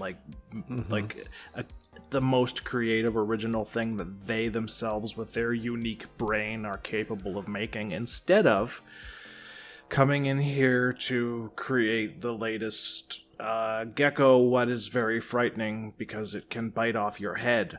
I think Reddit needs to stop influencing what people are coming in and expecting, because there are a lot of people who will look at this really old stuff, and because these people are very stupid and can't count, they think, oh, look, all of this old stuff is way better and more popular. Everyone likes it way better. You've all just absolutely failed because you're writing stuff now that is nowhere near as good as that old stuff, because what they don't understand is that 15 fucking years of snowballing votes is the only reason that old stuff looks to you to have succeeded more. And the new stuff is succeeding. People are writing new stuff all the time that is getting as good or better a reception now as stuff in 2008 did for a bunch of people who'd just gotten off of 4chan. The reception has not decreased at all. In fact, people are now, with all of this old work that has been going before them, that is providing them with material and lessons and people to collaborate with, it's getting better and better, and people just need to stop trying to complain about how things have changed and how everything isn't as good as it used to be, because it's actually better than it used to be. Stuff like the stuff they used to produce is still being produced in large quantities. And I'm gonna kill the next person, actually dead in real life, come at me, Cesus, who says some shit about how there aren't enough good articles like they used to write in Series 1 anymore, because you haven't read all of Series 1. Go do that. You haven't read all 1,000 articles, 999 articles, in Series 1. So if you really want to read those so much, just go do it and shut the fuck up. Like, I will also we need to do more stuff like that. So there is way more that you've never looked at. Go fucking read it and stop whining that we're not doing it now. Nobody wants to do it now. I will say that I feel like and maybe this is a hot take, a lot of the newer authors that are doing a good job coming out and producing stuff are writing things that are kind of in some way similar to the people around them in their generation. And I think people should try a little harder to find their voice. Like, I was not satisfied continuing to write the thing that I thought I was good at first. And I think almost all the authors that we know that we give a shit about on the wiki and otherwise, the things they first started out writing is not what they ended up sticking with. Right. Your voice it matters. And the only way you're going to find that is by pushing yourself, like you said, to do different stuff. Yeah. Like to just, stop looking back to the older stuff in the wiki that's better. But also just, what is it you care about? Yeah, don't just sell write yourself short. You aren't destined to make your only good contribution be a pale shadow of something written by a 13-year-old in 2008. Right. For Christ's sake. Also, I think a lot of people come to the wiki and writing in general, but especially the wiki, and they're just like, oh, this is just for fun, which is cool. There's nothing wrong with that. That's great.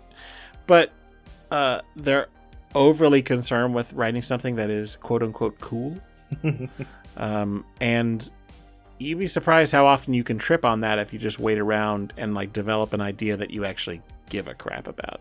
Yeah. Because most of the time I have read things where I can tell the author cares and put a lot of effort into it. It's good. Even if it's not something I usually would like. And people tend to look at things on the wiki like, oh, I don't know, this isn't for me, downvote. Right. And it's like, no, that's not how I view for me, things if I can figure out what you were getting at, and I feel like you got at it, and I don't find it societally reprehensible that you were trying to get at it, I am generally quite pleased. Yeah. I mean, there are things I don't like, but then I just stop reading it and I don't worry about it. I don't leave a nasty comment. I don't, I'm interested in reading stuff that people care about. And you can see it all the time, but a lot of people come to the wiki and at first they're just trying to like do something cool or do something that is something non-specifically cool. They're like, I want to have one that does well and is cool. They don't have an idea. They have the image in their head of how they'll feel when they have an article that does well, and that is not the best way to start.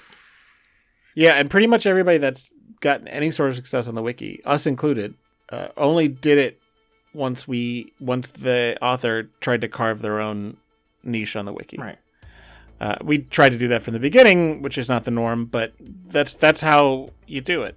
And if you're writing something that could have easily been written by somebody else, who cares? Like, I'm not trying to say everyone needs to be original. That's not the point. But if you're writing about something you care about, that'll be obvious. It'll automatically be better, and it will come through. Yep. Don't be afraid to let things percolate. Absolutely. And experiment. Like a fish. Anyway. So, I don't know. Lucy, was that a good answer? Probably wasn't nearly ironic enough for it, but that's okay. That's true. All right, Toast has another question. We get some more repeat questions in here. How, if at all, have your respective careers influenced your writing? You go first.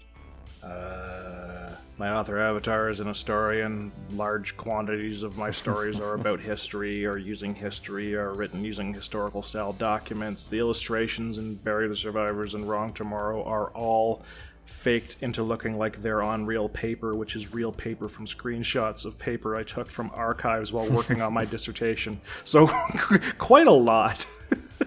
I put a lot of history into what I do, which is why somewhat unusually among settings on the SCP wiki, the active modern human beings part of my storyline covers something like the past 120 years, which is not normal. Most people are writing in one specific period, and I have multiple periods in my story. I have a specifically old folks history period with older characters who exist in that setting, and it's all historical, and I use history all the time. The Joe Clark Explained SCP is just one great big Canadian historical political joke.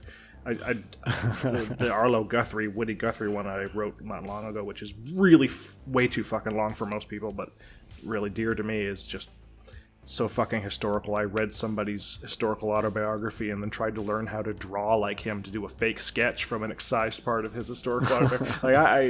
I spend a lot of time on history stuff, so being an historian has quite a big effect on my SCP writing. And Grigori says, not really. There's no law. None at all. Yeah. Other than it taught me how to research, so I try to keep things fairly accurate. But I mean, there's only so much of that really relevant in my stories. I do also touch stuff that is very history focused. I study archaeology in undergrad, and most of my history stuff is like ruins and old shit that has no history attached. It's all archaeological, but. I would say the only real way that it's impacted me is that my attitude towards writing Vanguard has been I want to tell fun adventure stories, but I want to tell them about like a nuanced, grounded political story, because we could have easily turned this into just a like, and now they're not the Foundation. But there's a reason why I'm still writing about events that happened within a few months of 6500, right. Because it's the transition and the sort of political and PR things that they have to deal with. And that is sort of related to legal in some ways, but mostly no. Yeah, I don't. Legal writing and creative writing don't have a lot of parallels. Well, it doesn't make sense, but like for me, because like part of the reason I wanted to start writing for SCP was because I was finishing my dissertation, and every time I'd write something fun, they'd make me take it out. Right. Every time I'd write a sentence entertainingly, they'd be like, "Can you state this like a normal person?" And I would just dying a little bit inside, even as it was really important work that I was really happy with. So I was like, you know what? I need to just fart out something more fun, which ended up being this extraordinarily high effort million words of shit somehow. But it was because I wanted to be able to do some creative stuff, even though I was forced to not do the creative stuff in terms of language with my dissertation. And yet, you would think I would be sick of history, but the actual history stuff is in all of the stuff that I write. It's only the don't write it like it's academic that's coming through, which is funny because then people tell me that my prose isn't clinical enough.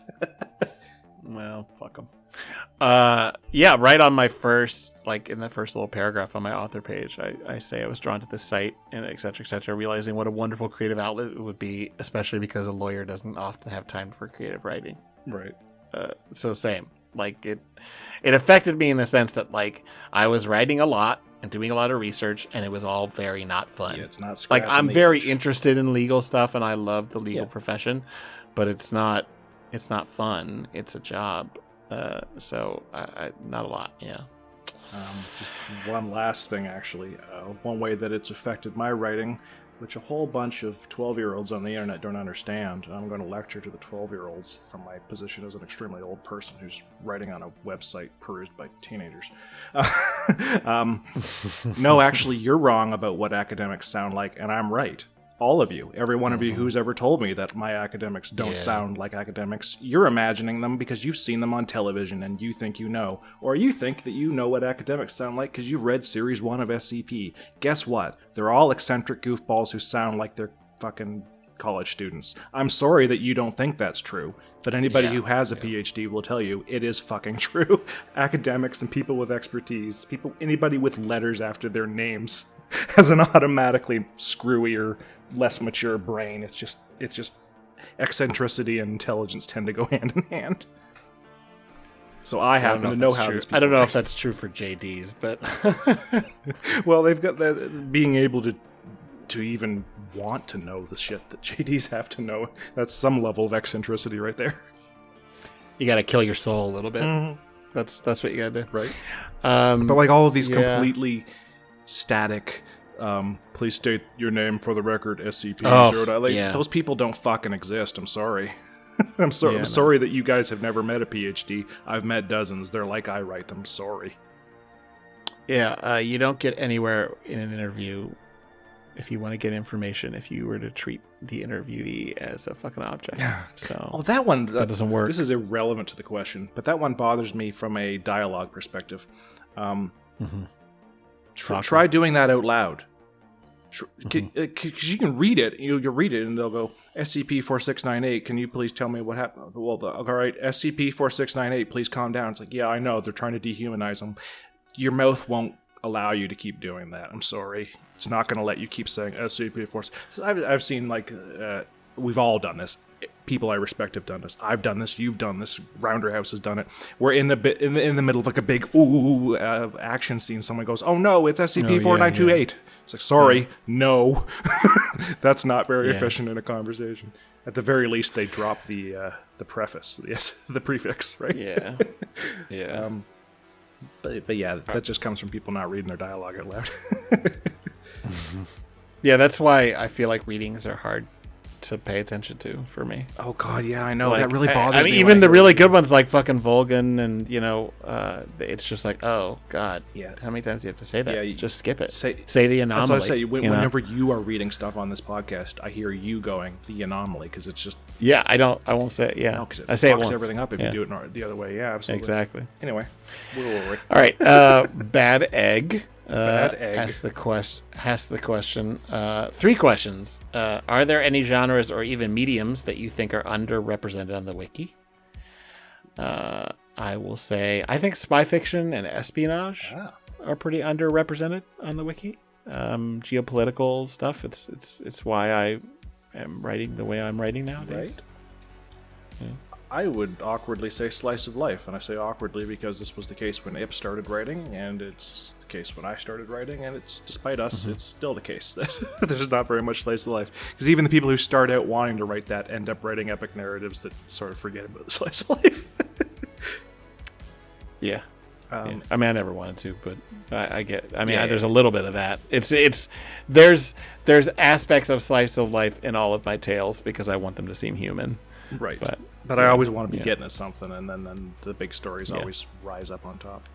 In terms of mediums, I think more people could do more with music. I know Obo Bandgeek did a lot with music, and I know Jackal Related could do a lot of stuff with music if he stopped insulting himself for no good reason. Music and sound like that for sure. Also games. I know a lot of people have been exploring the possibilities of having more interactive elements, and I know Placeholder in particular was really working on some stuff like that with Billith for 7Con that didn't come to fruition, but I'm hoping it does eventually, because people who are able to do clever stuff with coding and get game-like stuff on there is neat. Obviously, I don't want that to become the focus, but as a specific thing to achieve on the wiki, interactivity is a big one. I mean, 6500 with its password, I still think that's a brilliant thing, and it's very clever, and a lot of people really need to read more closely. Stop asking us what the password is. It's in there 4 fucking times. I put it in fucking bold. Right? One of those tales has it show up multiple times. But the interactive, it's online. These stories are online. These people from 2018 who show up and go, oh, I see. You don't think your words can stand on your own. It's like, well, that's a bad faith interpretation of why we put up fancy art and CSS, so I'll do a bad faith response and say, oh, you just don't like it because you're no good at it. Yeah, write something. Right? Go ahead. Like everybody that's got a criticism, go ahead, write something. See if it's easy. It's not easy. So it's online. It uses the potentialities of a web browser. Doing something with the visuals and doing something with audio if you can, doing something with the CSS, doing images and stuff is not a way of hiding the fact that you've got a low quality bit of writing, although for some people it is. Most of the time when someone accuses them of that, it's just because they've got their fucking head up their ass about what writing is. It's like, yes, it is actually possible to have really high quality writing that has really high quality visuals attached to it, and the high quality visuals aren't to hide the quality of the writing. They're because you're proud of the work that you've done and you want to present it in an interesting fashion. Also, as if all those motherfuckers don't pay attention to Petscop or 10 Tapes or other ARGs that are all about the visual medium, but the only reason that they matter is because the fucking writing is good. Right. And, Like, and that please. doesn't occur to them, because really what the complaint actually is, and what I'm calling my bad faith complaint I actually believe is the truth, is they haven't figured out how to do it, and it gets more attention than just writing in plain text, so they're mad about it. It's like, oh gee, it does suck when you're too lazy to get a new skill even though you're half my age and your brain works better, you fucking Okay, what were we doing? What were we talking about? All right. Are there any specific... I'm just going to move on. Are there any specific authors you want to see write for a certain GOI who haven't already? I would like to see Grigori Karpin write for the Chaos Insurgency. It's unlikely. I would absolutely adore it if Dave You Fool wrote a victim. Come on. What do you... you knew what I was going to say. If you didn't know that was what I was going to say, you haven't been paying attention. That's funny. We both love Dave You Fool Dave, so much. Please write my shit. Dave, write a victim. That's funny because It would be incredible. It would be incredible. His style, the fact that he can write the Totley stuff means he could definitely pivot to something really good with victim. I'm sitting here looking at my list, and it's funny because you went, Dave You Fool, please write. I put Dave You Fool writing Alagata. Also would be amazing. I've also got metaphysician writing Corbinic. Would also be good. Because there's, hell yeah, man. in a weird sense, they are both super comparable. Their tones are completely opposite. But where they converge on the just the ontological, cosmological horror side of things, they converge so hard. Which is probably why I like them both so much. For sure. Like a metaphysician Dave, you fool, really 001 proposal, that would probably just end the wiki right there. Oh, God, that would be so good. I don't know what it would be about, but it would be nuts. It would be a great time. And is there a pair of GOIs that you think would easily make compelling foils of each other, but have seen little crossover? Corbinic and Aligata. Yeah, I don't know how they... Yeah, I guess they might be. Victim I'm and actually Wonder kind of at a loss for this. Most GOIs don't have easy foils. I said I think it would be really cool to see Three Moons interfere with the GOC or another establishment GOI, not just mess with the Foundation. Fascist on fascist violence. Also, I don't know if this is an answer to the question, but I am specifically requesting someone write a GA versus Victim article. Oh, yeah. Thank you. God, please, yeah, for please sure. Absolutely. Goodbye. That would work real well. They would be I don't think I could that. quite do GA, but yeah. Somebody should do that. Yeah, I wrote Victim and Wondertainment, actually. A lot of these ones with like really specific tones interacting with each other would be interesting. I think Victim and Wondertainment would probably just appreciate each other. That would be kind of funny. Yeah, just like a love letter. They're just start out trying to attack each other and then just end up not. Yeah. Victim like starts off trying to troll fucking Wondertainment and just goes, you're pretty sweet. You're neat. You got neat stuff. All right. I didn't take the assignment at all seriously because the last one I have on here is Serpent's Hand and Shark Punching Center because hands. They could have like a arm wrestler. Perfect serpent. foil. I could see the title now. The Serpent's Hand strikes the Salatian or some shit like that. Yeah. Or the Serpent Punching Center. The Serpent Punching Center. Yeah. All right. Why don't you read this one from Crowcat? Crowcat. Was there ever a significant moment in your life? No. That changed the way you thought about writing / significantly impacted the way you write? You first. Me first. Well, I already partially mentioned it. My dissertation where I wasn't allowed to enjoy myself in the writing part of it. I really loved writing my dissertation. I loved the whole thing of my PhD, but not being able to phrase everything the way I wanted to because it wasn't clinical really made me want to do more creative writing, and that had a really big impact on why I came to write in the first place. In terms of affecting the actual tone and style of what I write, not really. I think with most people it's just this big pastiche of all the stuff you've written and liked and enjoyed and the nonsense that flows through your head, and I think that's really what the answer is to that for me. I will say that traveling really opened up my eyes to the way other people live and the way other settings are. Traveling to Europe and traveling to the Middle East both made me feel like I could write in a very different way, a different setting. It's why almost none of my SCPs are set in America, except for the Victim stuff, but they're not really set anywhere. But that's sort of a general answer. I'm going to say the fucking pandemic. I was so isolated, so unemployed and depressed, and I needed something to feel proud of. And I just leaned way the fuck into writing, which is something I had always kind of done and always wanted to do, but never as dedicated as I have been since that time.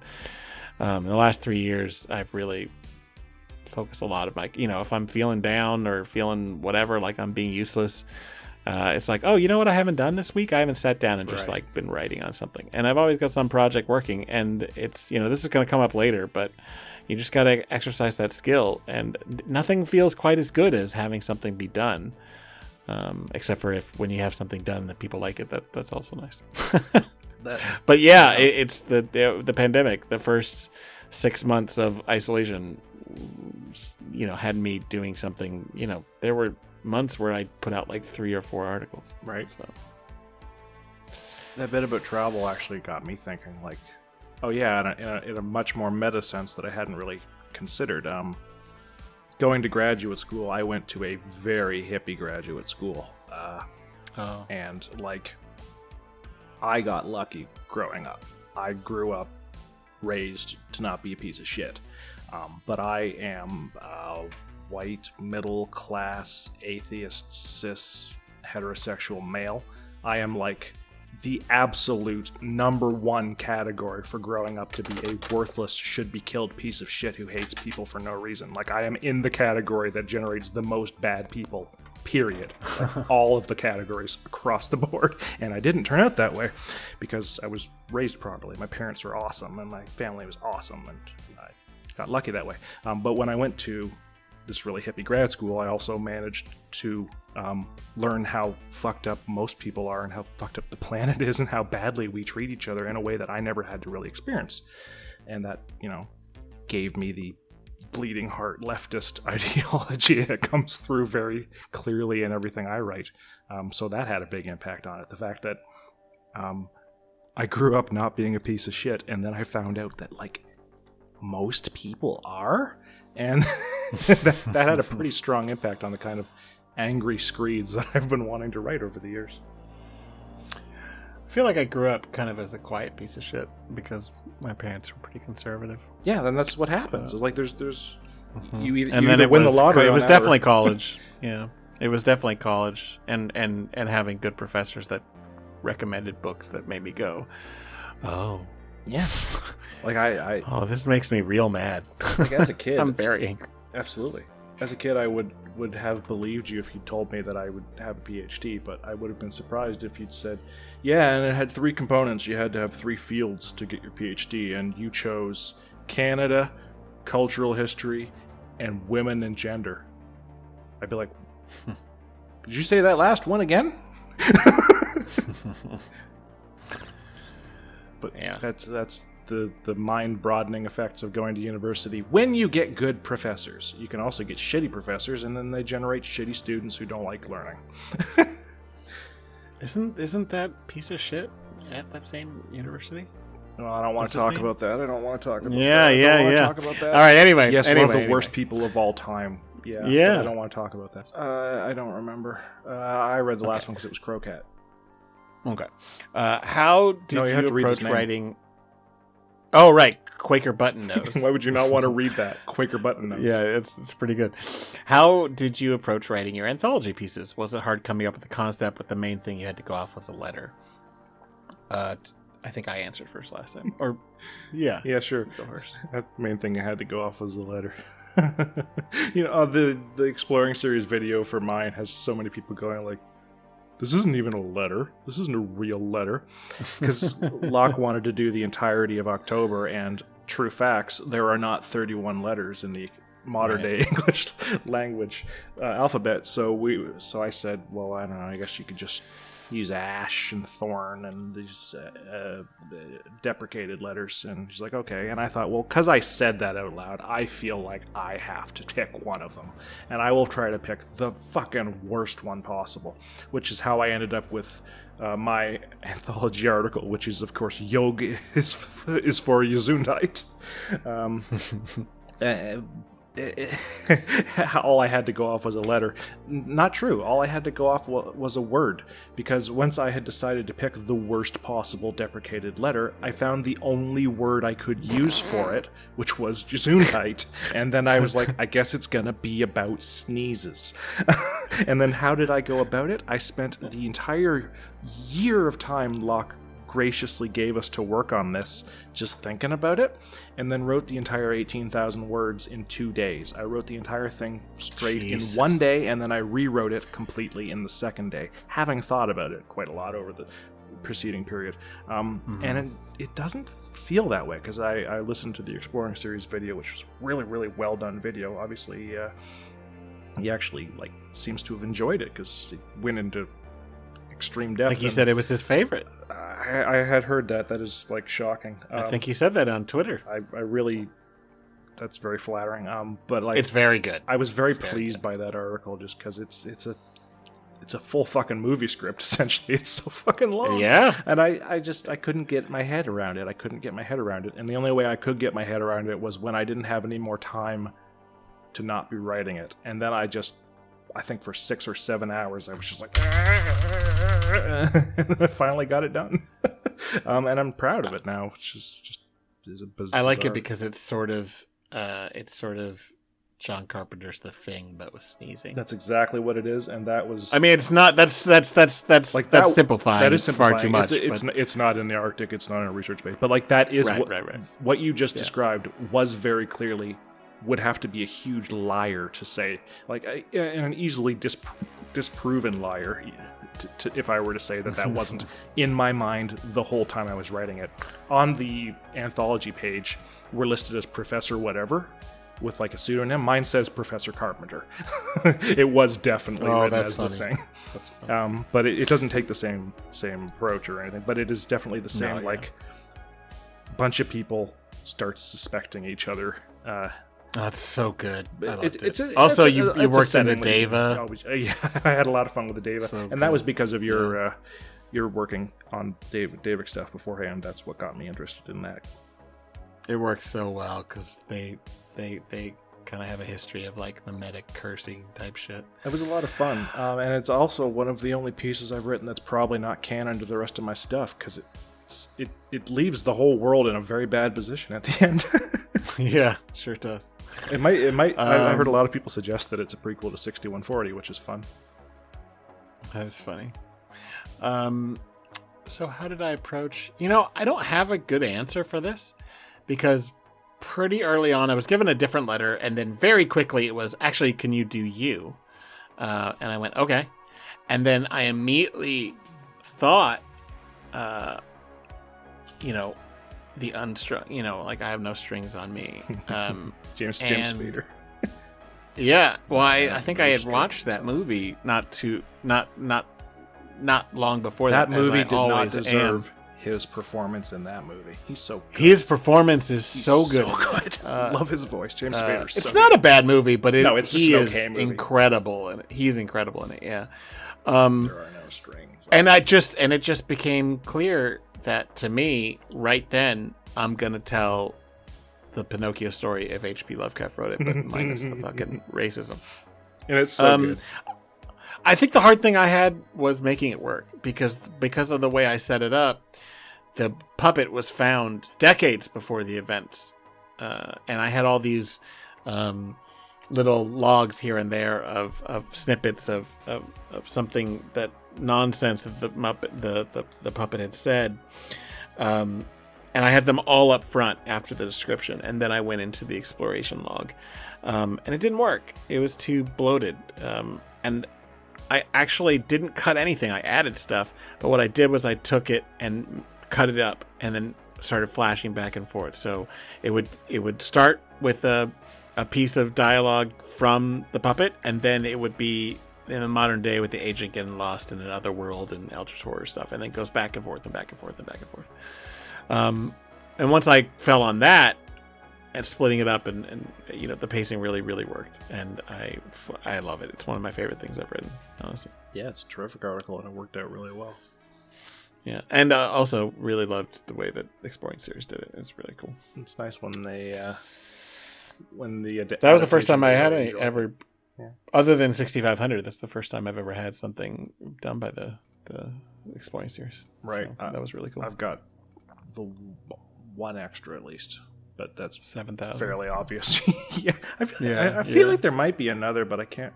Oh, there's a 5520, the Win Rhetoric Rabbit Hole one. I think that's an. Oh, really? Yeah, that was cool. was a very surprising one. All right. Yeah. Anyway. Next one. Yeah. Because we're 2 hours into this. Yeah, this is definitely turning into a 3-canner. Yeah. Ice Phoenix says, "Who are your favorite non-SCP authors? Any non-SCP books?" Oh, well, the inferior stuff, the non-SCP stuff. I have really a long answer. Okay, well, I'll just say James S.A. Corey, who I mentioned earlier for science fiction, and also J.R.R. Tolkien. I don't want to hear your opinion on that, Corey, but let's hear about yours. Okay. So I already mentioned Stephen Graham Jones' Indian Lake trilogy, which starts with My Heart is a Chainsaw. Really highly recommend. I'm reading the next one now. It's really good.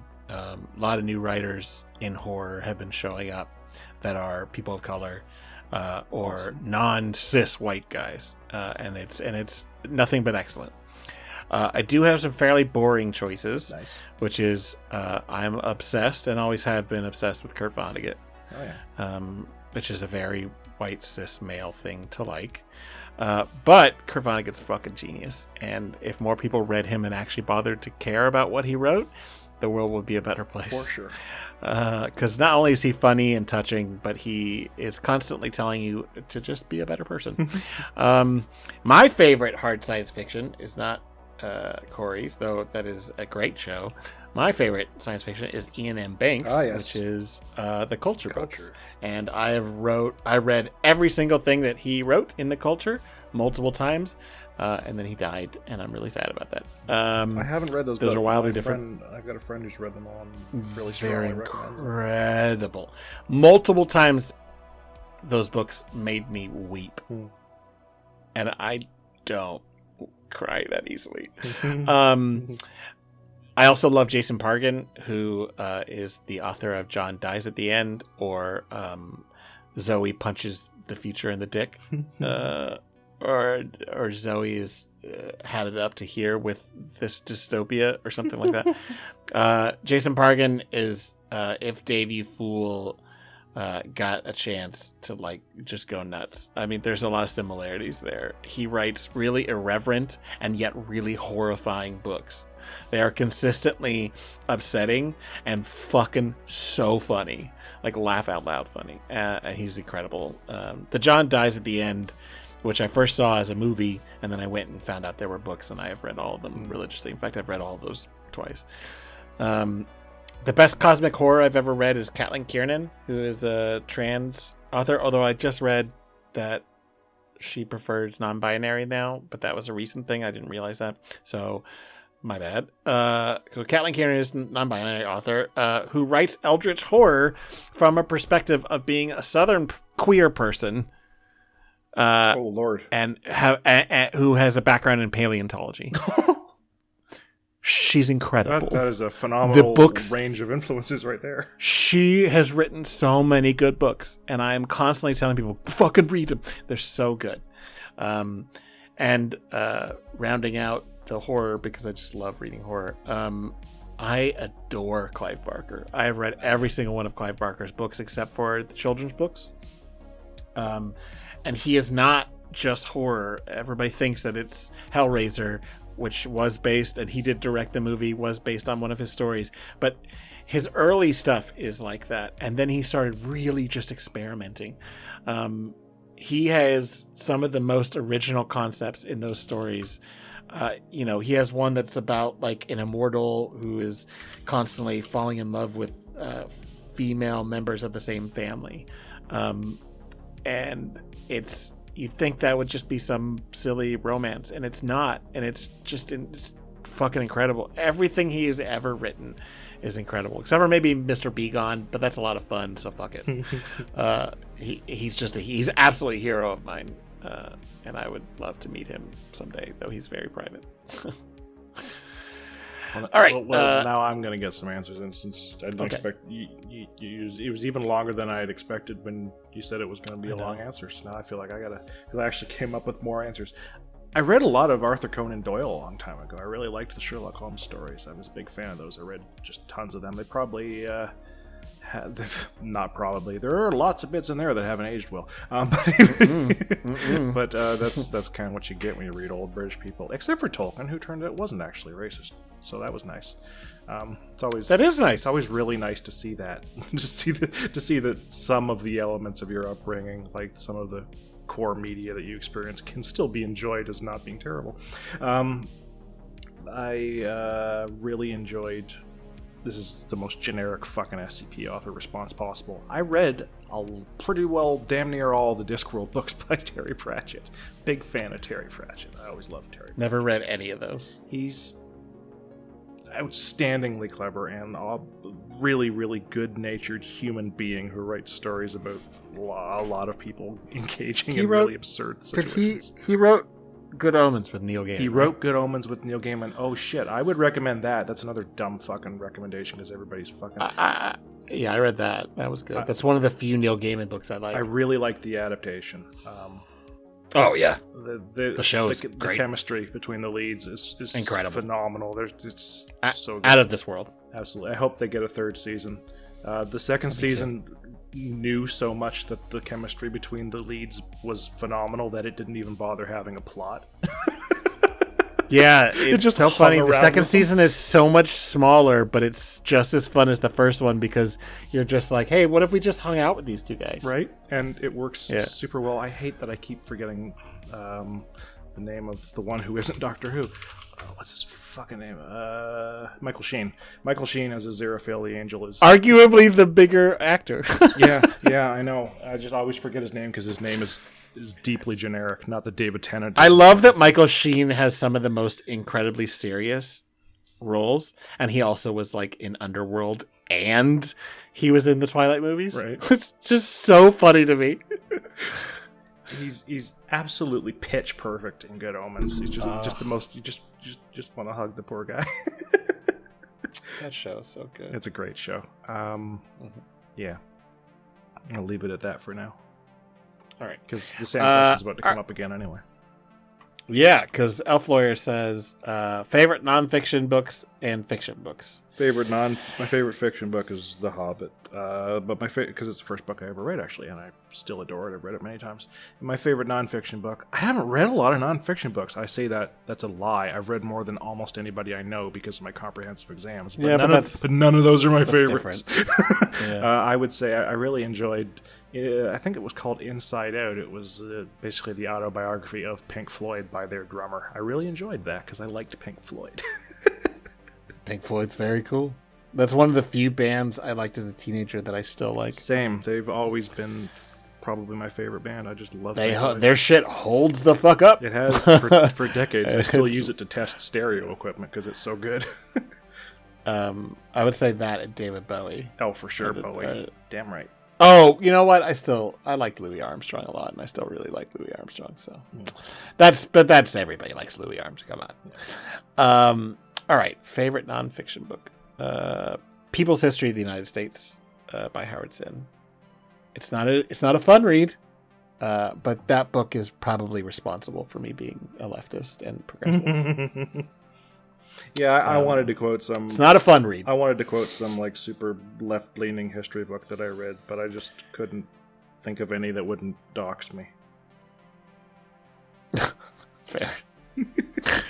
But yeah, if you have any interest in history, and you are already a little bit left-leaning, or you are at least open-minded, Howard Zinn's People's History of the United States, which he has consistently updated over the years, is it's hard to call it wonderful because it's really upsetting, but it's a really important work. It's very digestible history, and it's basically just all about how actually we have always sucked. It wasn't just since World War II. We were like, oh, it's really just the imperialism since World War II. No, it's always. My brain's a little bit. The United States has has been been Howard Zinn horrible. book. Is that what you said? Yeah. Yeah, of course. Awesome. Yeah. All right, what's your favorite fiction book? Oh, you said it, The Hobbit. Hobbit. So this is so hard. Favorite fiction? One? No. I'm gonna say three. Dune by Frank Herbert, which is, I think, really getting more popular these days because of the movie, and a lot of people are realizing that it really has a lot to say. Unlike the last time there was a movie, which made it less popular. Right. But Dune is a book you can go back to over and over again and always discover something new because that man put in so much work into that world building. And yet there's also really brilliant characters. It has a lot to say about our society directly. It's an allegory for a lot of things that are wrong with society. The whole Dune series by Frank Herbert, not his son. Ignore those. But everything up until I think the first 5 books are him, are wonderful. They get really weird. So when people complain about everything after the 3rd book being weird, you're being babies. And get off your fucking high stool and go sit down with your fucking adult pants and read the weird shit. God Emperor of Dune is, he's not relatable. Yeah, Leto turns into a real piece of shit. You know why? He's a fucking emperor. Of course he turns into a piece of shit. Every single world leader has always been a piece of shit. All of them. It's true. Dune is You're right, you know. the whole series is incredible. Like I said, I've been obsessed with Kurt Vonnegut for a long time, but I'm not going to say the obvious answers. Although I really like Slaughterhouse-Five and Cat's Cradle, my favorite book by Kurt Vonnegut is Bluebeard, which is non-science fiction at all, which is weird for him. It's a story about an artist who used to be very famous, and is now sort of living on his own in like a beach house that's sort of like in like the Northeast. Like it's not like a Hawaii beach house. He's living in a very tiny community and he doesn't want to be bothered by anyone. And a woman comes to interview him to do like a life history sort of thing about his life, about his career. And he's a very miserable old man who hates everything. And it's that book. It's real good. There's a chapter of that book that just describes one of his art pieces, and there's very few things I've been more moved by than just a description of this man's art that never existed. No one ever drew this picture. It's incredible. And Silk by Caitlin Kiernan, because that was her first book that I read, and it's real weird and great. And also, you know what? Fuck it. Comics. Seven Soldiers by Grant Morrison, Tom Strong by Alan Moore, and Grendel, all of it from Matt Wagner. That's good. If you haven't read any of those and you like comics, fucking read Seven Soldiers by Grant Morrison. Grant Morrison's done a lot of good things. Seven Soldiers, I think, is his best thing. It is one of the few things he actually knows how to end. Right. He does have that problem. Tom Strong by Alan Moore is weirdly not like any other Alan Moore book you've ever read. It's just it's a fun superhero, but it's really saying quite a lot about society. And Grendel is it's hard to describe Grendel. Grendel's really good.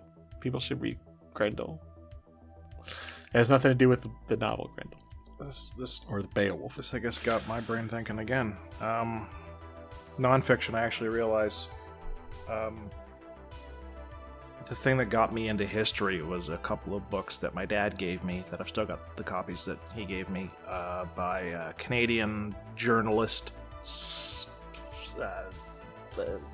popular amateur fudging historian named Farley Mowat, who famously said that doesn't let the story get in the way, doesn't let the truth get in the way of a good story. So he wrote historical stories.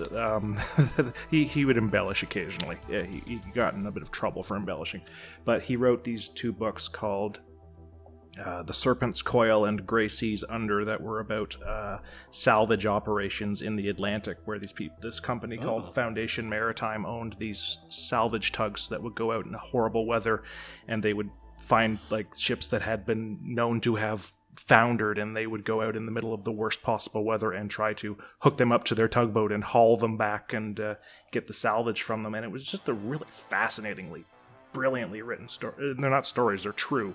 They're mostly he does the thing that a lot of old historians did, where there's embellishments, and they seem to know things that the characters know that there's no way the author would really know they said or did. But as a general nonfiction thing, they're really fascinating, and they really got me interested in the past, and I think that's the reason I became a historian. So Farley Mowat, Grey Seas Under, and The Serpent's Coil. The last one is about a ship that gets overturned by 2 different hurricanes and just refuses to sink until somebody comes and salvages it. Like a big fucking cargo ship just gets its shit wrecked and then somehow refuses to do the last part where you actually sink.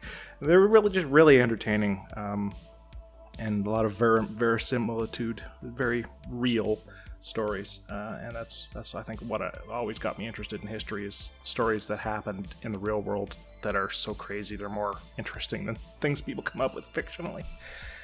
Yeah, that's fair. Always a big fan of those. And also a fiction book called The Mouse That Roared by Leonard Wibberley, which is a parable for nuclear power about this tiny little country that sells this wine, and their only export is this wine, and then an American company knocks them off and does a fake version of it that sucks up all their profits. So they find out that because America sends so much relief to countries that they've defeated in war, they declare war over the wine, intending to lose the war with the United States so that they get money from the United States for having been beaten in a war, but they accidentally go while the United States is doing an air drill, so they successfully complete their objectives and they win a war against the United States.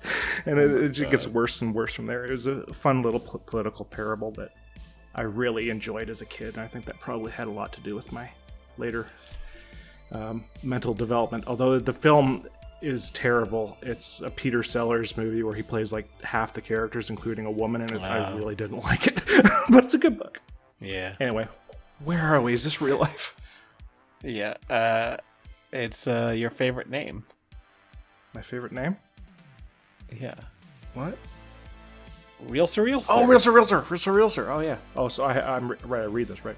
Real Sir, Real Sir says, whether or not you actually plan to / want to / ever would, if you had to, what would each of y'all be most likely to write about for any hypothetical non-SCP, sorry Harry, too easy otherwise, fiction novel or series?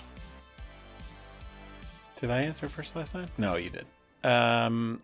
I have a novel about people who train as trackers in cities, as opposed to being rangers or hunters in the wild.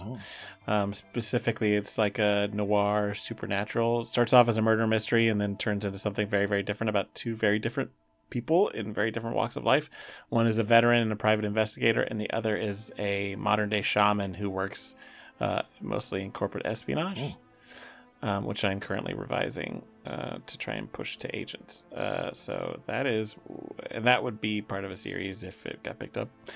And eventually, as I mentioned earlier, I have the story seeds of something set in Prague after World War I about the resurgence of ancient worship during a snowstorm over a vet's Christmas vacation from his med school. That is a great pitch.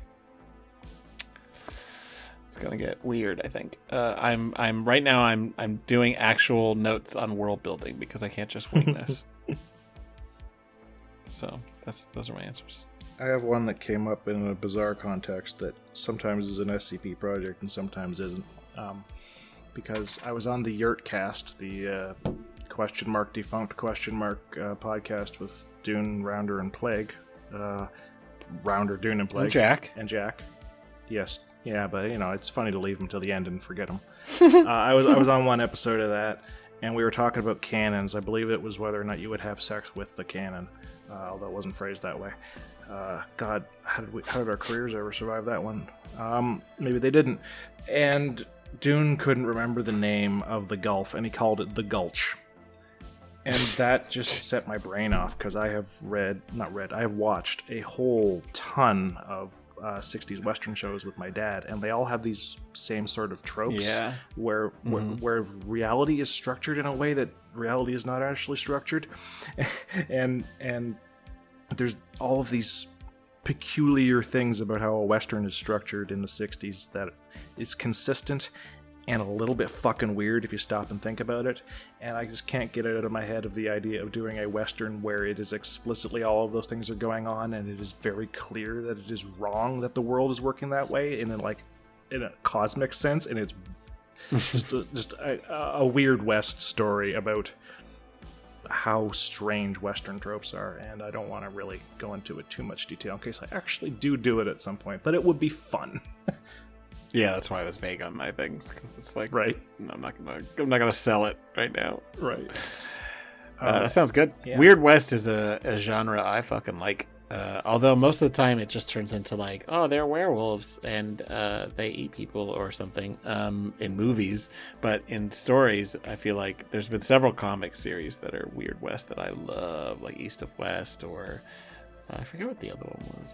It was back in the day. It was drawn by John Cassidy. Anyway. Really leaning into the vibe is always good. I mean, like, it doesn't even take a lot. You can do it great deal parsimony. You can make Weird West work. I mean, the song Ghost Riders in the Sky is an incredible horror story that is mostly just a chorus. Yeah, totally.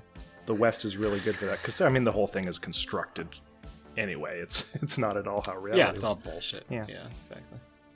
All right, let's carry on. Kate, Kate says, "What's your favorite cosmic horror?" Fall in London that I mentioned earlier, conveniently enough. Yeah, good point. Mine is Cabal or Nightbreed, depending on the edition of the book, by Clive Barker. That's also my favorite horror movie. It's not a good horror movie. It's actually very bad because of the problems with funding and director not getting the cut he wanted. But the book is amazing. Also, the Imagica, which is also by Clive Barker. That one is, I don't know how to describe it. I think it's technically cosmic horror, though, but it is more of a cosmic horror odyssey. Okay. A lot of going to weird places, very, very Odysseus-like. And my favorite things that Caitlin Kiernan has done is a series of novellas called the Tinfoil Dossiers, which are about two rival groups of people that are trying to keep the lid on weird shit and failing because consistently through the novels they flash forward to a period after the apocalypse has happened, and it's a weird apocalypse. There's not zombies, it's not aliens, it's what did she just write? So Tinfoil Dossiers, which I think the first one is Black Helicopters, real good. Awesome. You want to read this one from Elf Lawyer? Yes. Do either of you have current D&D or tabletop RPG characters? And the answer from my end is yes. I am in a campaign with a campaign run by Dr. Sumerian. It's a homebrew that the details I don't want to talk about too much because I think he might be able to really get something out of it because it's a really good homebrew setting. But I can say it involves Wild West elements, and it is phenomenally well done because Sim is just unbelievably good DM. And that's the one that I'm also in with Dr. Cliff. And Billith as well. Just naming lawyers that we know. Naming lawyers that we know. It's because I'm looking at Elf Lawyer. It's right in front of me. Naming authors that we know. So I'm in there with Cliff and Billith and Sim. And Sim is such a good DM. Anyway, my character is an Indiana Jones archaeologist type who is also a dwarf from the mountain home of Porthy Balin. So his name is Porthy Balin Doug. Is this D&D homebrew or something else? It's a 5e D&D, yeah. Nice. It's super good. We were supposed to write in our backstory like some element of character that would be interesting, and I didn't realize that Sim was like such a phenomenal DM at the start because I hadn't done any stuff with this before. So what I didn't realize was that he took all of the backstory stuff we used and immediately made absolutely certain they would be integral parts of the campaign he'd already had planned out. So, that's good. So in mine, my character's name is Porthy Balin Doug, and he is a dwarf, and he's forced to keep that name instead of just calling himself Doug, because there is already a Doug who is an archaeologist dwarf who is more famous than him and who has been everywhere before him and is more popular, and he gets to be the one who doesn't have to clarify where he's from because he's the famous one with that same name. And Sim had him show up on the fucking train at the beginning of the campaign. The guy who my character feels inconsequential next to shows up, and now he's a major character in the campaign. I'm like, oh my god, not only did you actually read my backstory, you like incorporated it big time. And now we had this whole character development shit with it, and I'm just amazed at the effort he puts into his campaign. So cannot more strongly recommend Dr. Sumerian as a dungeon master. Yeah, that sounds great. I'm jealous. Yeah, I know you're in a campaign too, aren't you? That you've been in for a while, have you? I was. Oh, you were? I was. Yeah, so I was on a campaign with Dr. Magnus and Malice, and Malice Graves. Oh, right. And which was, but it kind of fell out, unfortunately. But it was 5th edition D&D where we adapted, where Mal, who was the DM, adapted Curse of Strahd, which is a classic sort of Carpathian vampire story. But we set it in a D&D Sword Coast where a war had been going for the last 25 years, and it was diesel punk, so it was like the equivalent of World War One. Right. So like I had like a shitty assault carbine and along with the battle axe, and I was a Goliath fighter, because I was boring and had never played D&D, so I just picked a fighter. I'm a fighter too. With demon horns, who had served 10 years from being a teenager, and then was kidnapped along with the other party members and deposited into this Diesel Punk meets the Carpathians. I loved it very much. It was every bit my shit. And unfortunately, it stopped. I think probably for a lot of reasons, but I miss doing tabletop RPG stuff. Years and years ago, I was playing a rogue. I don't remember what they were called because it was Earth Dawn. It wasn't D&D, which is the basis for Shadowrun, but it's like in the ancient past of Shadowrun. It existed before Shadowrun actually did. And I was also a cop in Cyberpunk 2020, but a cop who was pretty much hated his job, and I just consistently was the worst cop ever and helped out criminals. It was pretty fun. Also, I ran Vampire the Masquerade and Earth Dawn for a number of years. Nice. So I had lots of characters. Wow. Anyway, all right. You read Unk Griffin, UNC Griffin. UNC Griffin. How do you pronounce Keter, and why are you wrong?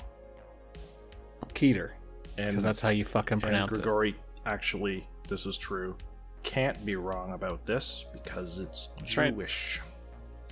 Like a lot of things from the early parts of the site, Wiki weirdly co-ops a lot of Judaism. I don't know where that started, but it does. There's the amount of Kabbalah stuff that's just in the item class. Yep, that's real strange. When I first read it, and this just makes me feel good, because I feel if you're going to be wrong, you might as well be uniquely wrong. No one else has ever said this, but I thought it was pronounced Cater. So everybody goes, do you pronounce it Keter or Keter? And I'm like, no. But now I would pronounce it correctly because, why would genuinely, I don't understand why anyone would say it was Keter. No. I don't understand. There's just the one team. Like, hello, where's the S&C Plastics tale about the Keter Skeeters. Obviously, that's how you say it. Yeah, it's so funny when you hear people pronounce things. Somebody recently, and I won't throw them under the bus, but somebody recently did an audio adaptation of SCP-5904, which is Inhuman Resources, which was the second victim article. And I've said victim 1,000 times. I know lots of people say VKTM, Vikander need technical media. This person said Vikander need technical media every time they said the word, and I love it. I'm not even making fun of them. I don't understand why they thought that was the right pronunciation, but it's so funny. It's a very VKTM. It could have been an intentional thing. Very funny. Need technical media. Need. All right. Crocat says, do you like butter or jelly on your toast? Yes. No, not really. I'm going to be very super California. I prefer avocado. Super California. That's not what I thought you were saying. I was very confused. I'm going to be very guacamole. supercalifragilisticexpialidocious. I'm not going to say that.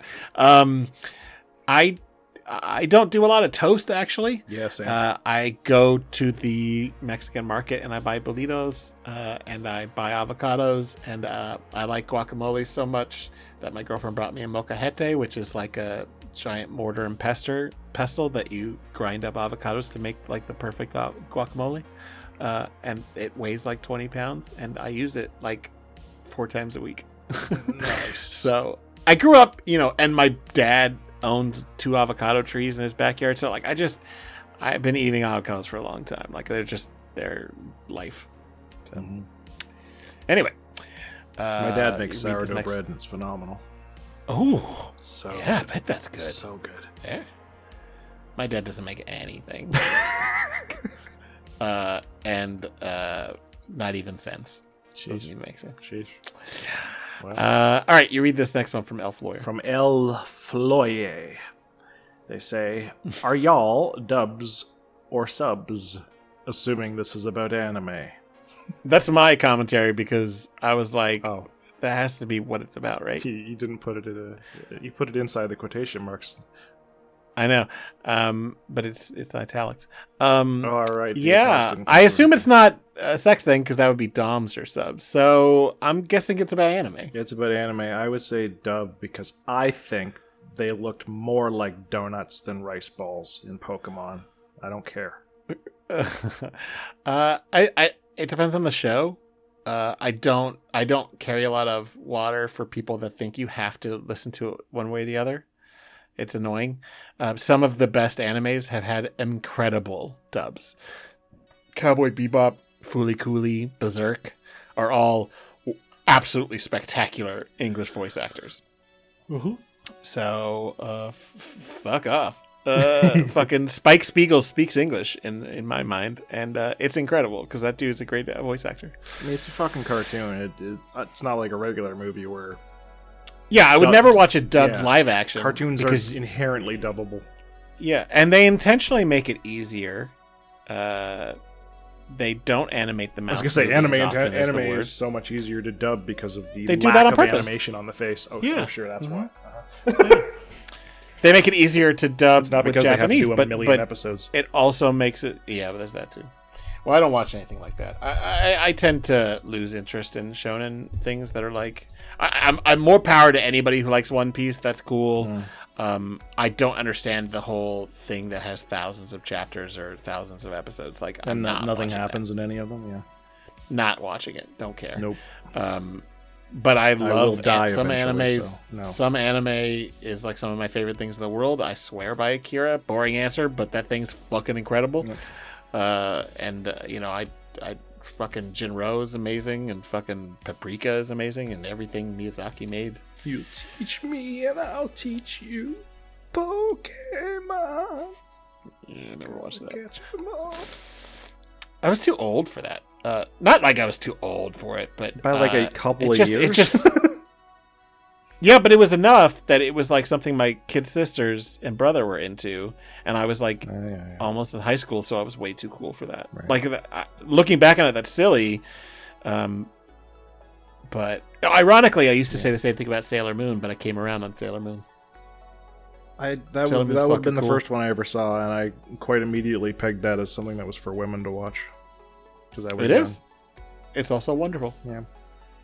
I didn't like it, and my sister. So they used to do reruns before school, usually like 7 to 7:30 or 7:30 to 8, and it would be like, oh, let's just watch some TV before we go. And my sister would consistently push to watch Sailor Moon so she could keep track because they had these reruns on Right. some channel or another. Right. And I would watch it begrudgingly and complain the whole time.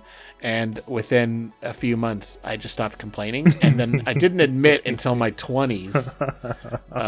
We were on vacation somewhere. My sister, me and my two sisters, without parents or anything. And we were drinking. And my sister hilariously accused me of liking Sailor Moon, even though I pretended not to. And I was like, yeah, you're right. That's I love beautiful. That's a beautiful. I fucking love it. It's amazing. Anyway, all right. Lizard Wizard. I says- always preferred Oh. Sailor Mercury to the rest. Which one's Sailor Mercury again? Is that the red skirt? I think With that's the the long blue brown one. hair? I think that's the blue one. I think it's Oh, Amy. yeah. Yeah, blue one because she's a nerd. Anyway, what were we doing? Yeah. This Sailor this is actually Mercury. acceptable because Yeah. I was a Yeah, teenager when this was out. Anyway, Yeah. That's what that sound is that I'm making. Yep. Fuck Mhm. off. Big fan. Nope. Nope. I'm being serious. Big fan. Okay. were we doing? Lizard Wizard says, "How do you stay focused on writing one project for so long?" I don't. I can only focus on whatever is currently the least urgent thing that I should be focusing on. And then I just eventually come back to the thing that I was working on. Yeah, I don't do that because I mostly just work on one thing at a time. Yep. Um, Like a sane person. Well, I'm just very focused on getting something finished. I think dedication is really important. Like, it's a boring answer, but this is a skill. It's a muscle you can exercise. You cannot wait for the quote unquote right time. Okay? A lot of times when I have written stuff, I have not felt like writing. Yeah. You gotta sit. You gotta teach yourself how to sit down in front of the computer, even if you're just staring at the page sometimes. And don't get lost in the frustration of what do I write? No, think about it. Yep. When you're away from the computer, think about it. When you're in the fucking shower, take a walk, think about it. When you're cooking dinner, whatever. And so when you sit down to do it, you can sit down and write. Also, another secret, in my opinion, other than taking it seriously, I spend several days a week spending the afternoon writing, always.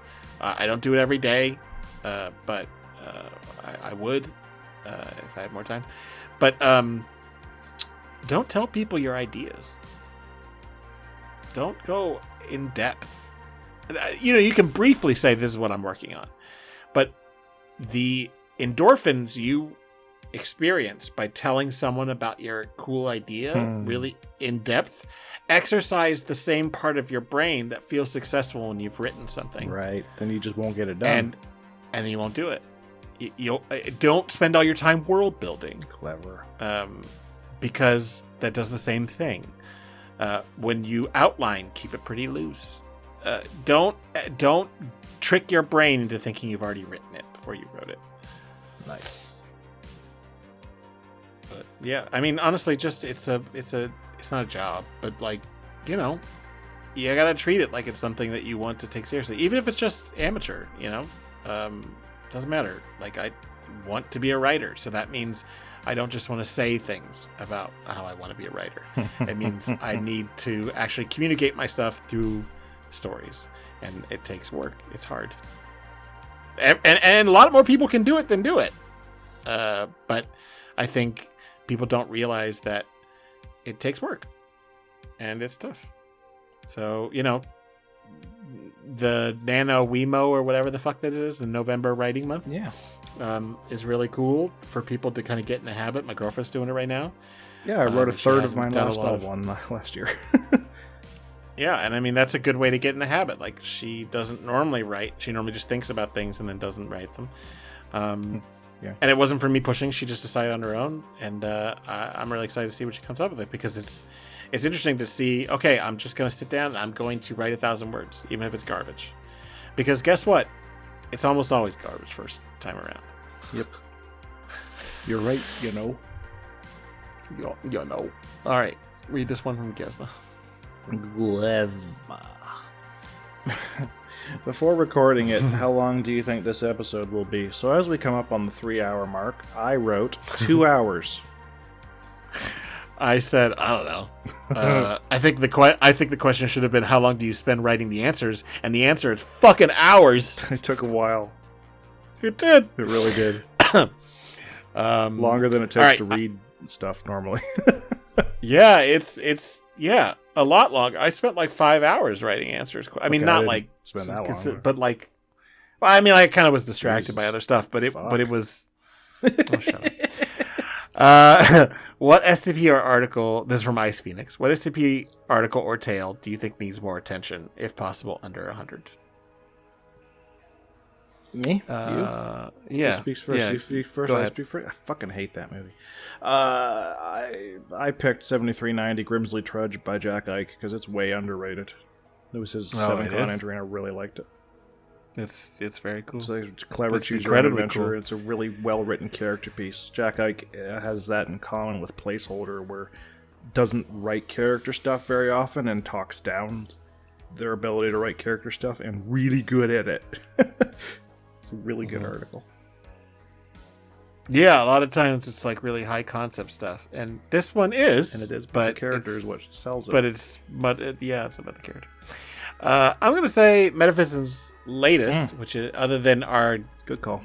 collaboration on the .j, dash J, which is Abraka David's SCP 001 proposal. Everybody should go read that. It's real funny. But no, SCP 6405.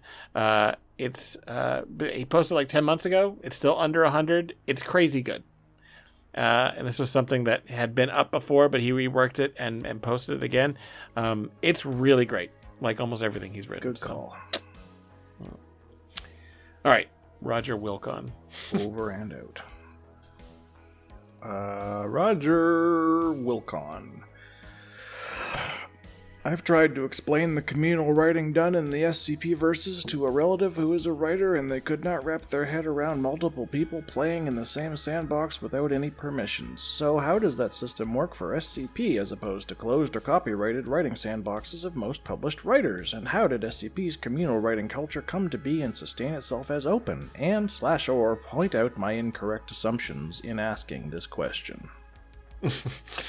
I mean, I think it works like anything that is written by someone who can be picked up by somebody else. I don't know how much of that exists in other ways, but we have a fairly permissive system where it allows, if you wrote something cool with this character and I wanted to use it for something, I can. But, and it's a big but, and both of us like to do this, if the authors are around, I like to talk to them first. Yep. You don't need their permission per se. But if someone said, I really hate that and I don't want you to use my character that way, I fucking wouldn't. Right. And, not everyone would do that. But, the community is pretty accessible. And if people are still active, you could probably get a hold of them. So do that. I don't know how it developed exactly. I think it was just a bunch of nerds writing posts. Yep. On a wiki sort of thing. And it happened pretty organically. Because they decided they didn't want to worry about canon or anything else like that. And then that opened up the possibility of, hey, what if I did that a different way? Yeah, do it. And I think it just kind of worked. Yeah. I mean, and otherwise, there wouldn't be any Deva or Sarcasm or almost any other GOI. Like, if it wasn't allowed for other people to touch your thing, none of the really important shit on the wiki would probably be there. Right. Like, big stuff, I mean. Right. Like, and in terms of it being an actual problem, I mean, people will frequently spy on you to see what you're writing, but the number of cases of people actually taking something someone else has written and trying to pass it off on their own, there are cases of it, and there are cases where collaboration has led to miscommunications that has led to people being banned for a while or for longer than a while or for shorter than a while. But as a general rule, I think there's just this sort of understanding that if it's on the sandbox, it's not yours. Yeah. Yeah, I mean, if it's not on the site yet, then you can't play with it. Yeah. And once it's on the site, you can't play with it. And if you do see somebody's sandbox and you want to know if you can use the stuff, you ask them. And you get actual absolute permission explicitly written down where someone can see it. But as a general rule, I've never had a problem with it. And I mean, I have a lot of sandbox stalkers. It's never been an issue. I've got stuff right now. I've got all kinds of like later articles in my series that are sitting half there on the sandbox. I have the entire outline for the Breach Goes On books. It still is on there word for word with like whole scenes and the descriptions and the ending and everything, because I've had that since 2020. And I don't know why anybody would spoil themselves. Right, that's the thing.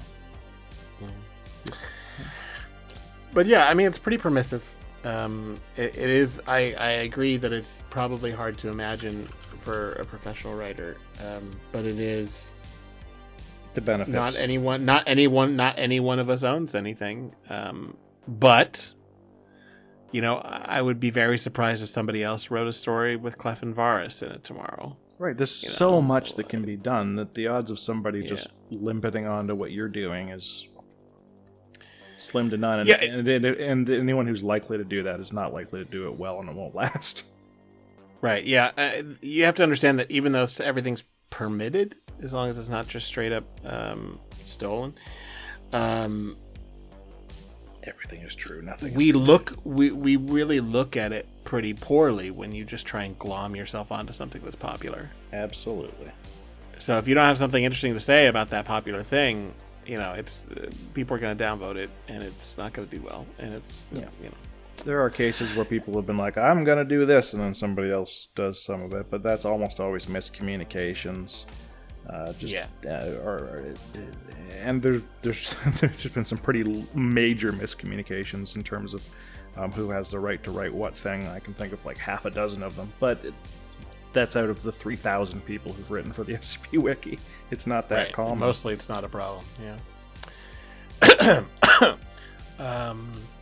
Okay, Ice Phoenix. To Grigori, do you indeed wear red glasses in real life? It has turned into a trademark of yours. No.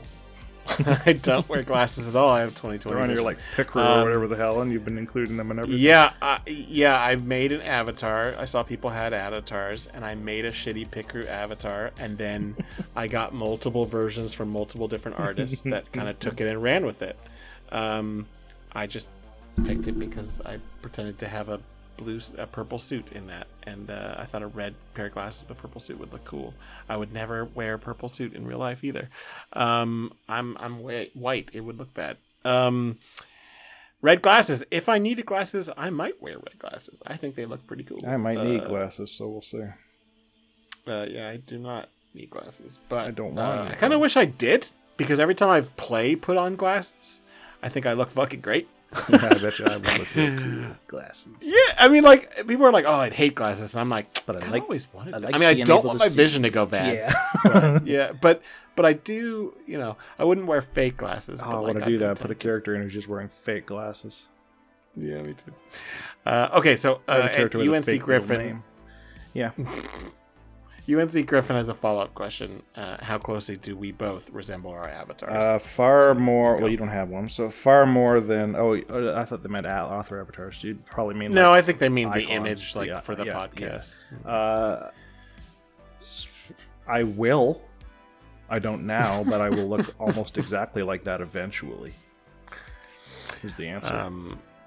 I look a lot like my avatar, and that's pretty funny because Yeah. most of the people that have drawn them have no idea what I look I assume like. we're talking about the Sim Create art. If we're talking about like our avatars, Yeah. like on the wiki, the answer to that is No. that's a drawing of my face. Yeah. So like quite a lot. Yeah, so quite a lot for both of us. Although my hair is normally much better done than I have suggested artists do it. My hair is not white. I normally have my hair shorter, although it's kind of lanky right now. And normally I have done my hair. Normally I blow dry my hair, and like He's a very I have fancy fella. I have a no, but I have a day job. I need to show up to an office, and I look like a fucking hobo. Act like although one, too. for the last year before I got laid off, and again I was working from home, so there's been a lot more pajamas, which is nice. Nice. Yeah. Getting up and just getting in front of your computer without having to put on a suit and tie is it's a good time. Yep, it's been a lot of fun writing for the SCP Wiki and working for Afray and just sitting on my computer. All right, read the next one, which is Room 48. Room 48. Warhammer 40k. Least favorite faction / army. Bonus points if it isn't some flavor of Eldar. Well, then I'll just skip the actual answer and say Space Marines. All of them? Just because it's overdone. You reject the entire Imperial fucking Angels of Death? No, Ugh. Okay, Ugh. fine. I'll give an answer we can both live with. Ultramarines. I like the Ultramarines. They're generic. They are not generic. People think they're generic the same way people think Superman is Blood generic. Angels. They're fucking just. Oh, look Also at me. cool. A vampire. Oh wait, you must love the Blood Angels. Shit, what have I done? Okay, honestly, the Space Marines are cool. No, And I- I've always thought they were cool, and I've played lots of Space Marine games. I was just picking an answer that lets me complain about the players because the players suck. Yeah, I don't know any. Oh, I know one player, but I basically just read the novels. when I basically was just read the trying to play Warhammer, I played orcs in both games. Hell yeah, man. Orcs are I would never pick as my least favorite a flavor of Eldar, because my favorite faction is one of the Eldar, which is the Inari. They're the death metal. They worship the god of death, space elves. The Eldar got some cool shit going on. They're so cool. The first, but my least the reason I got into in any of this in the first place was they had a White Dwarf magazine and a hobby magazine. We were going to buy my dad like a kite for his birthday or something, and they had a White Dwarf magazine with the new model. When I was a kid, it was new for the Falcon hovercraft tank with the Eldar, and it was so cool. I was like, I want that magazine because I want to see what this toy is. That was an expensive fucking magazine. Eldar. Oh yeah, but all the Eldar vehicles are fucking amazing. The Imperium vehicles are all just like we're made of metal, which they're pretty great. Titans are cool, but the tanks are really cool. But the Titans are pretty cool. They're not by any means my ancient favorite mecha. ancient. They're a little too like personality. They're a little too bulky to me, like in design. I'm thinking like an Imperator Titan, like a big fucking stupid me too. walking cathedral. yeah, me too. All right. They're very dumb but great. Super dumb. My serious answer though, and it's true, my least favorite faction in Warhammer 40k is the World Eaters. I Chaos Space Marine. fucking hate. No, I like some of the Chaos Marines, but the World Eaters are just. They're the Hulk with, that murder people. That's it. That's all they do. There's nothing to them. There's no interesting lore to me. It's just, blood for the blood god, skulls for the skull throne. Shut the fuck up. I'm sorry if you guys like it. That's boring. There's a lot of cool chaos out there, and that's not one of them. I hate Angron so much. I don't. Fucking Angron. That's the worst. His name is fucking Angron. A whole set of bad names, and that's one of the worst. Yeah, there are a lot of bad ones, and almost all of them are so bad. And that one is that was easily the worst out of all of them. I don't like the Tyranids just because they're kind of boring. Me too. I don't like them either. They got no personality. They look just cool. Zerg. They look cool, I mean, but that's Zerg are it. just them, but still. Well, Zerg are just them. Yeah. Because Blizzard hasn't had an original thought since ever. Ever, yeah. I could talk about 40k forever. Yes, we know. I actually, I know it's kind of boring, but I like a lot of fucking Imperium stuff. They're terrible people. Oh yeah, they're objectively bad. bad. The Sororitas are amazing. They're like warrior nuns. That was cool. I was around, I think, when they introduced that. So cool. Sisters of Battle. I wasn't. Yeah, well, let's all right. Okay, I think it might be funny if we answered this one at the same time. Okay, so next one. 3. So anyway, we'll see if it's the same answer or not. Okay, G Monster says Warhammer 40k favorite Chaos God. So 1, 2, 3, and then the answer. Okay, 1, 2, 3. Tzeentch. Yeah. Come on, he's the god of sorcery. It's gotta be Tzeentch. Fucking Lord of Change model has always been kick-ass. Oh yeah, and then the fucking the demon lords with the double bird heads, those Lords of Change, and kick-ass. All the weird creepy little pink goblin fuckers with the horns that when you kill them they split into 2 little blue ones. Yep. And the fucking Thousand Suns. No, Tzeentch is amazing. Easily Tzeentch. Hands down. No competition. Yeah, so I mean, I do think Slaanesh is pretty fun, but nowhere close. Tzeentch is 100%. Also, my favorite Chaos faction is 100% the Thousand Marines, the Thousand Suns. Yeah. Magnus is amazing, and Ari Azaman is incredible. Or I'm sorry, Ariman? Yeah, Ariman. Yeah, I barely remember at this point. I remember seeing the old Lord of Change model in that same magazine and being like, "Oh, this is super cool! Like this fucking bird wizard, giant bird wizard dude costs way too much money. That's they're so incredible. Cool. Oh yeah, and it wasn't even like the newer models. It was something that would have been in like 20 years ago, like the previous version, and it still was like, that's super cool. I have successfully resisted buying any of the models, but last time I was in a game store, I had a real hard time not buying the. I don't even like Angron, and I had a real hard time buying the new Angron figure because it was like, ooh, look at that. Yep. But then you have to paint it. Yeah, I'm not going to paint it. It's not going to happen. Then I could pay someone to pay it. Fuck it. Anyway. All right. This one from UNC Griffin has questions for both of us. So why don't you read yours? Or I'll read yours. Yeah. And you can answer, and then you read mine. Sounds good. All right. Question for Harry. Yeah. How much of your incredible 1 million megaplot, 1 million word megaplot did you have in mind when you originally wrote 5243? And how the hell do you keep track of so many plot threads, characters, and timeline insanity without missing a beat? Well, as UNC Griffin knows, all too well, I have begun missing beats quite frequently and being called out on mistakes that I have made because it has gotten so large. Because yes, I am now the first and only person to have surpassed the 1 million words on the SCP wiki mark, and it's gotten to be quite rather a lot. Was that? That's a good. Yeah, it's a lot, and there will be more. How much did I have of the whole plot of Vanguard 4.3's flagship Words of Power and Poison Tale series, which, despite having 1 million words, I still feel silly talking about it like it's a thing. Even though people talk to me about it every day, I still feel silly about it, which is good. It means I'm not an asshole. Of the whole plot, I didn't have the whole plot all worked out ahead of time. I do have it all worked out now. For the remaining 2 years it will take to finish it. But when I wrote 5243, I didn't have the whole thing from start to finish plotted out by any means, but what I did have was the general skeleton of all 3 of these books, and probably the 001 that will end the 3rd book, all thought out when I wrote my 3rd SCP, because I wrote the majority of it as like it's a thing that creates alternate timelines if you fuck it up, and I had written the full stories of each of the alternate timelines as a supplement for that article, and the only person I could get to read both the article and the supplement, Caspian too, read it and went, I like the article, I don't like these logs. They don't work. Like, I don't really get what you're going at. There's too many characters. Nobody knows the characters. There's too many of them all at once. And it was presented as a debriefing log, which meant there were 8 people talking and you didn't know any of them ahead of time. And I'm like, I get your point. And I agreed.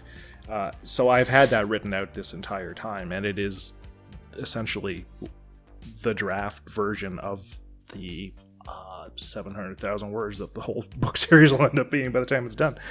So I've had all of that figured out. As for getting right to the end of the whole Power and Poison thing, it was mostly figured out by the time Place and I did the Rise No Canon, which was like 1.5 years ago. So nice. I know where it ends, and I know how we get there, and I even, with a few exceptions of whatever comes up while I'm just sitting around being a human being, I know what articles and SCPs are happening before then. So it is all figured out now. As for how do I keep it all going in my head, I just try to keep it all in my head, and then I make mistakes and people point them out to me in Meta Foundation, which is great. Makes me feel like a dumb asshole, but it's still great. So, question for Grigori. How much did you know about VKTM when you first came up with it versus how much you know about it now? And he's going to say, I know less about it now. No. I knew nothing about it when it first occurred. Now I know less than that. I remember telling you that I wanted to do something that was media and something that was like social commentary, and that was all I had. Yeah, you were showing me the Alan Resnick stuff. Yeah. This John came up with the idea, well, just threw a bunch of ideas at me, and that became the first victim, which is Amnestic. Yep. Amnestic. And VKTM started off as a radio call sign, the way it's like KROQ or whatever, because it was a radio FUCK. channel that, Fuck FM. which is a like a thing on FM radio. After that, I was like, oh, they should just be my guys. And I was like, oh, I've already got VKTM because victim. What could I, what if I remember I did originally put the test from Blade Runner without realizing it, just slipped into my head. I think it was you. Yeah, you were like, that's from Blade Runner. And I'm like, oh, got it. I wondered why that. God, yeah, that's right. You called it something very similar to that, like Voight King of Technical Media. Yeah, it was very. It wasn't the same, but it was close. Yeah. And so I went, okay, Vikander need Technical Media. And yeah, Vikander is 100% Alicia Vikander, who's an actress who I've never seen her in anything. That's been and need permanently need is just a K word that's funny to me. Because I did one about Alicia Vikander. I did a VKTM about that I keep forgetting I did. That's right. Yeah. Allie's niece. So I didn't know. Yeah, it all just kind of happened organically from article to article. Now, I know fucking everything about VKTM. Never tell. I have several pages. It's not a show Bible, but I have several pages of notes about the origins and the reality behind them. And no, I will never tell anyone about it. I just double check it when I'm doing something to see if it matches up. It's pretty loose, but no, there is old school lore, and I've never revealed it to anyone. The bits of 7007 that are talking about quote unquote the origins, those are lies. Well, I yeah, no intentionally kidding. fucking made it sound ridiculous. People were like, "Is that really the origin?" It's like, no, it's some old timey British archaeologist looking for a hidden city. For a media No company. what? No. Not only is it not ridiculous. true, it also never gets around to even remotely looking No. like it could be an explanation for anything. No, Which is It's what's just- great about it. Yeah, because I mean, so many times, and people have kind of backed off because they realize I'm not going to tell them. But for years, for 2 solid years, people were like, "Well, what's it? What's this really about?" It's about media. Not my answering friend. that question. It's about media. Yeah, it's about a better it's- tomorrow, it's- my friend. Yeah, and I've said this multiple times. Everything I have to say about Vikander Need is on the page. It's right there. Go ahead and read the hub, read the articles. That's what I have to say about it. I need to write a straight VKTM article because I've done like 3 or 4, and they're all sideways. They're all that's weird true. ones. They're very good, though. Well, thank you. So are yours, especially yours. You are the king of Viking. I want more people to do it, honestly. People think it's just my baby thing, which it is in some ways, but Well, it's one of the I more adore- collaborative GOIs on the wiki. You've got tons. there's and tons so of many people writing authors. them. Yeah, I think there are 13 or 14 authors. Yeah. My first one that I did for you that was to help get the tag and everything is way off brand. Most of the ones I do are way off brand for some reason. So what? There's no brand of Victim. Yeah. It can be anything. It can do anything. Victim trolls everyone, even themselves. I always enjoy writing them. Whenever I want to write something with even vaguely fucky media, it's like it's got to be Victim. You got to get that style in there. I've appreciated that a couple of different articles that people have written after the fact became Victim stuff because Yes. they were like, "Oh, Sam Hain. Sam Hain did that. Something else did that too." Sam Hain was the one that I was really because I remember seeing that and loving it, but I was also like in my heart, I was like, wish this was one could of have mine. been, Yeah, this make this could have Victim. been Victim. This could be Victim." But I never said that because I was like, I don't want to be shitty. And then Plague was like, "You know what? Just out of the blue, we're gonna make this a Victim." I love Plague. Yeah. That sounds great. You should do that. All right.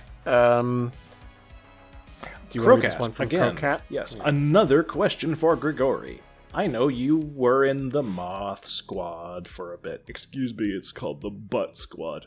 What are some things you took away? Oh, they're asking you what you stole.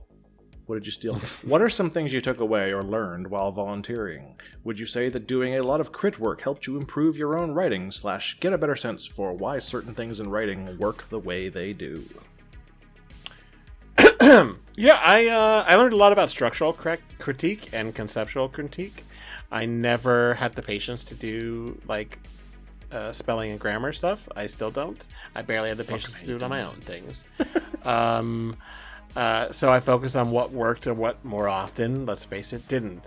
I think I used that to affect my own pieces, and it really started improving my pacing. This is where I figured out how to tell people you need to start thinking about your articles in modular.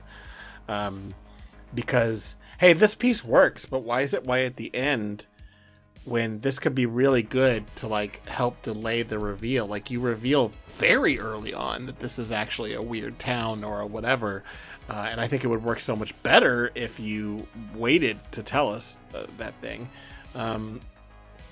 And I've used that a lot in my own articles. I'll just write it the way I imagine it, and then I look at them and go, actually, if this piece was later or earlier or whatever, right. Or if I just cut this out entirely, then, whatever. Yeah. I think that's also how I learned or realized that I wanted to tell stories that left questions unanswered, because so often people's idea posts and drafts would be so detail rich about the nature of the anomaly, and it just was this sounds like something that is out of an RPG Yeah, because they didn't have a story. handbook, and I don't care. I don't care.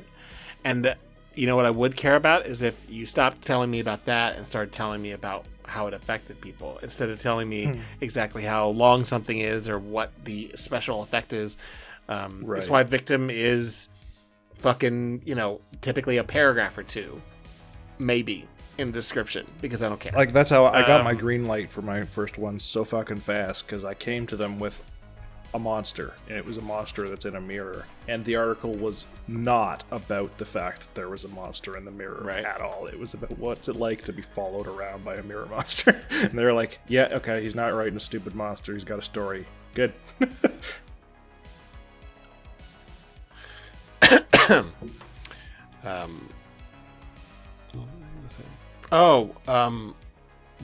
Another thing was I realized that I wanted to write stories that gave people just enough to keep invested and with more left to the reader to put together. God, yeah.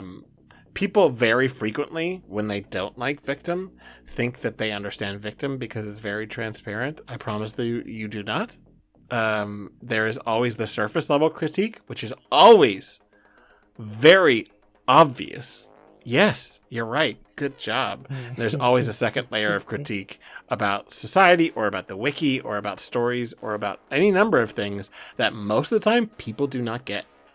Every single article that I've written about Victim has 2 layers of commentary. Right. And no, I won't tell you what the second one is. Or the first one. It's pretty. Just fucking read it. Anyway, all right. Do either of you two know how to play instruments? I No. Know how to play a very little bit of guitar. I have an electric guitar, a classical guitar, and an acoustic guitar, and I can play a little bit on that. I also have an electric keyboard that my father bought for me a few years ago, and I play it every day, and I'm not any good at it, but I do enjoy playing it. Nice. And that's the whole answer. So, Dino Draws, unless you wanted to follow up on that one. Nope. Question I don't know how to 4. play an instrument.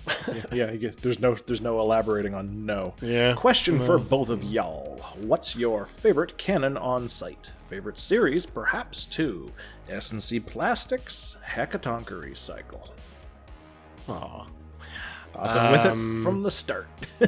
It's true. And S&C Plastics had a big impact on my almost from the start. You've been with Yes. Hecatonka Trees almost. I was there well before there was a hub. I count that as the start. Yes. Yeah, you bet your ass. Carry on.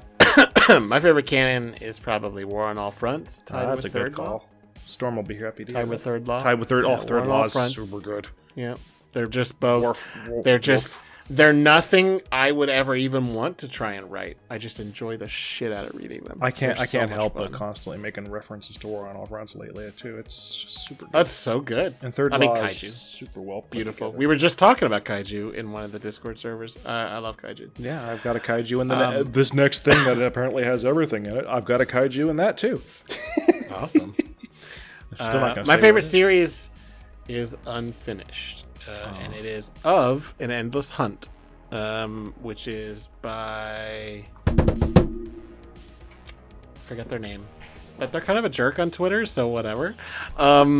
It's really good. It's where The Witness comes from, and I really just love it. I don't think it'll ever be finished because they've left the wiki. But I love that article. Yeah. No arguments. Those tales are terrific. In fact, I took that character and used it in several of my stories. Lovely. Also, it's hard not to have a favorite series that isn't unfinished. There are a lot of them that are unfinished. Also, as much as S&C Plastics is amazing in general, I want to shout out all the Black Autumns because they are just glorious. Black all Autumns of them. are, Even the one that Ip will say is bad, Yeah. he's wrong. No, the only bad thing about it is it doesn't end. Other than that, it's great. It's an anthology. It's fine. That's true. Doesn't need an end. It's good. I actually was going to write a Site 43 one on that at some point, and he asked me not to. He's like, no, don't dredge that whole thing up again. But that's it. He's like that. Are we gonna do the whole list here, Grigori? Because we can, but I'm gonna need to use a washroom again. Do you think we should stop now? I mean, that's up to you. I'm not going to bed for another 5 hours, but you might. So we're at 3 hours and yeah,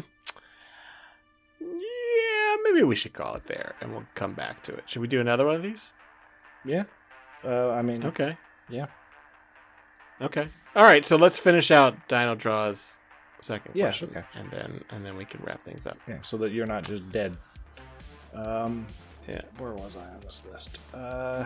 Okay, this is Dino Draws as well. What are you guys' favorite things you've personally written on the site? What are you most proud of?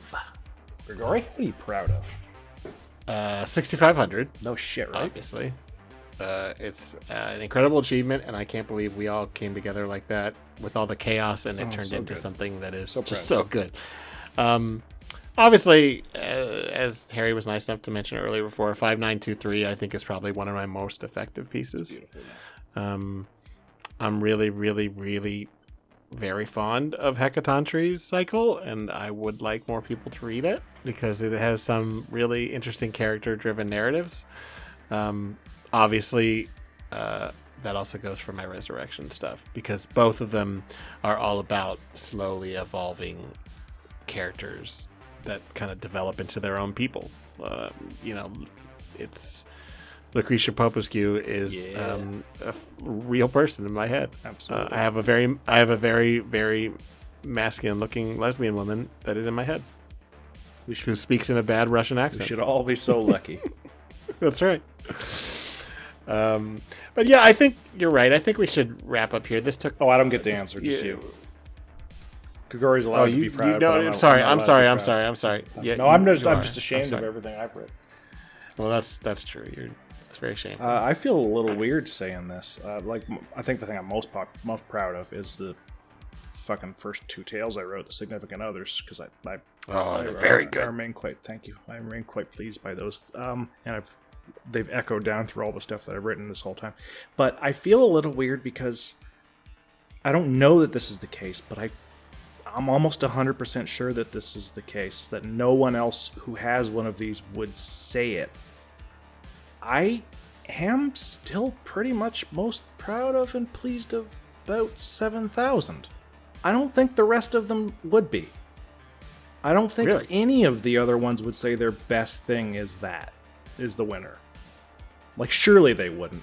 Some of them definitely wouldn't. They're all really Well, good. sure. But are they the best thing written by any of those other people?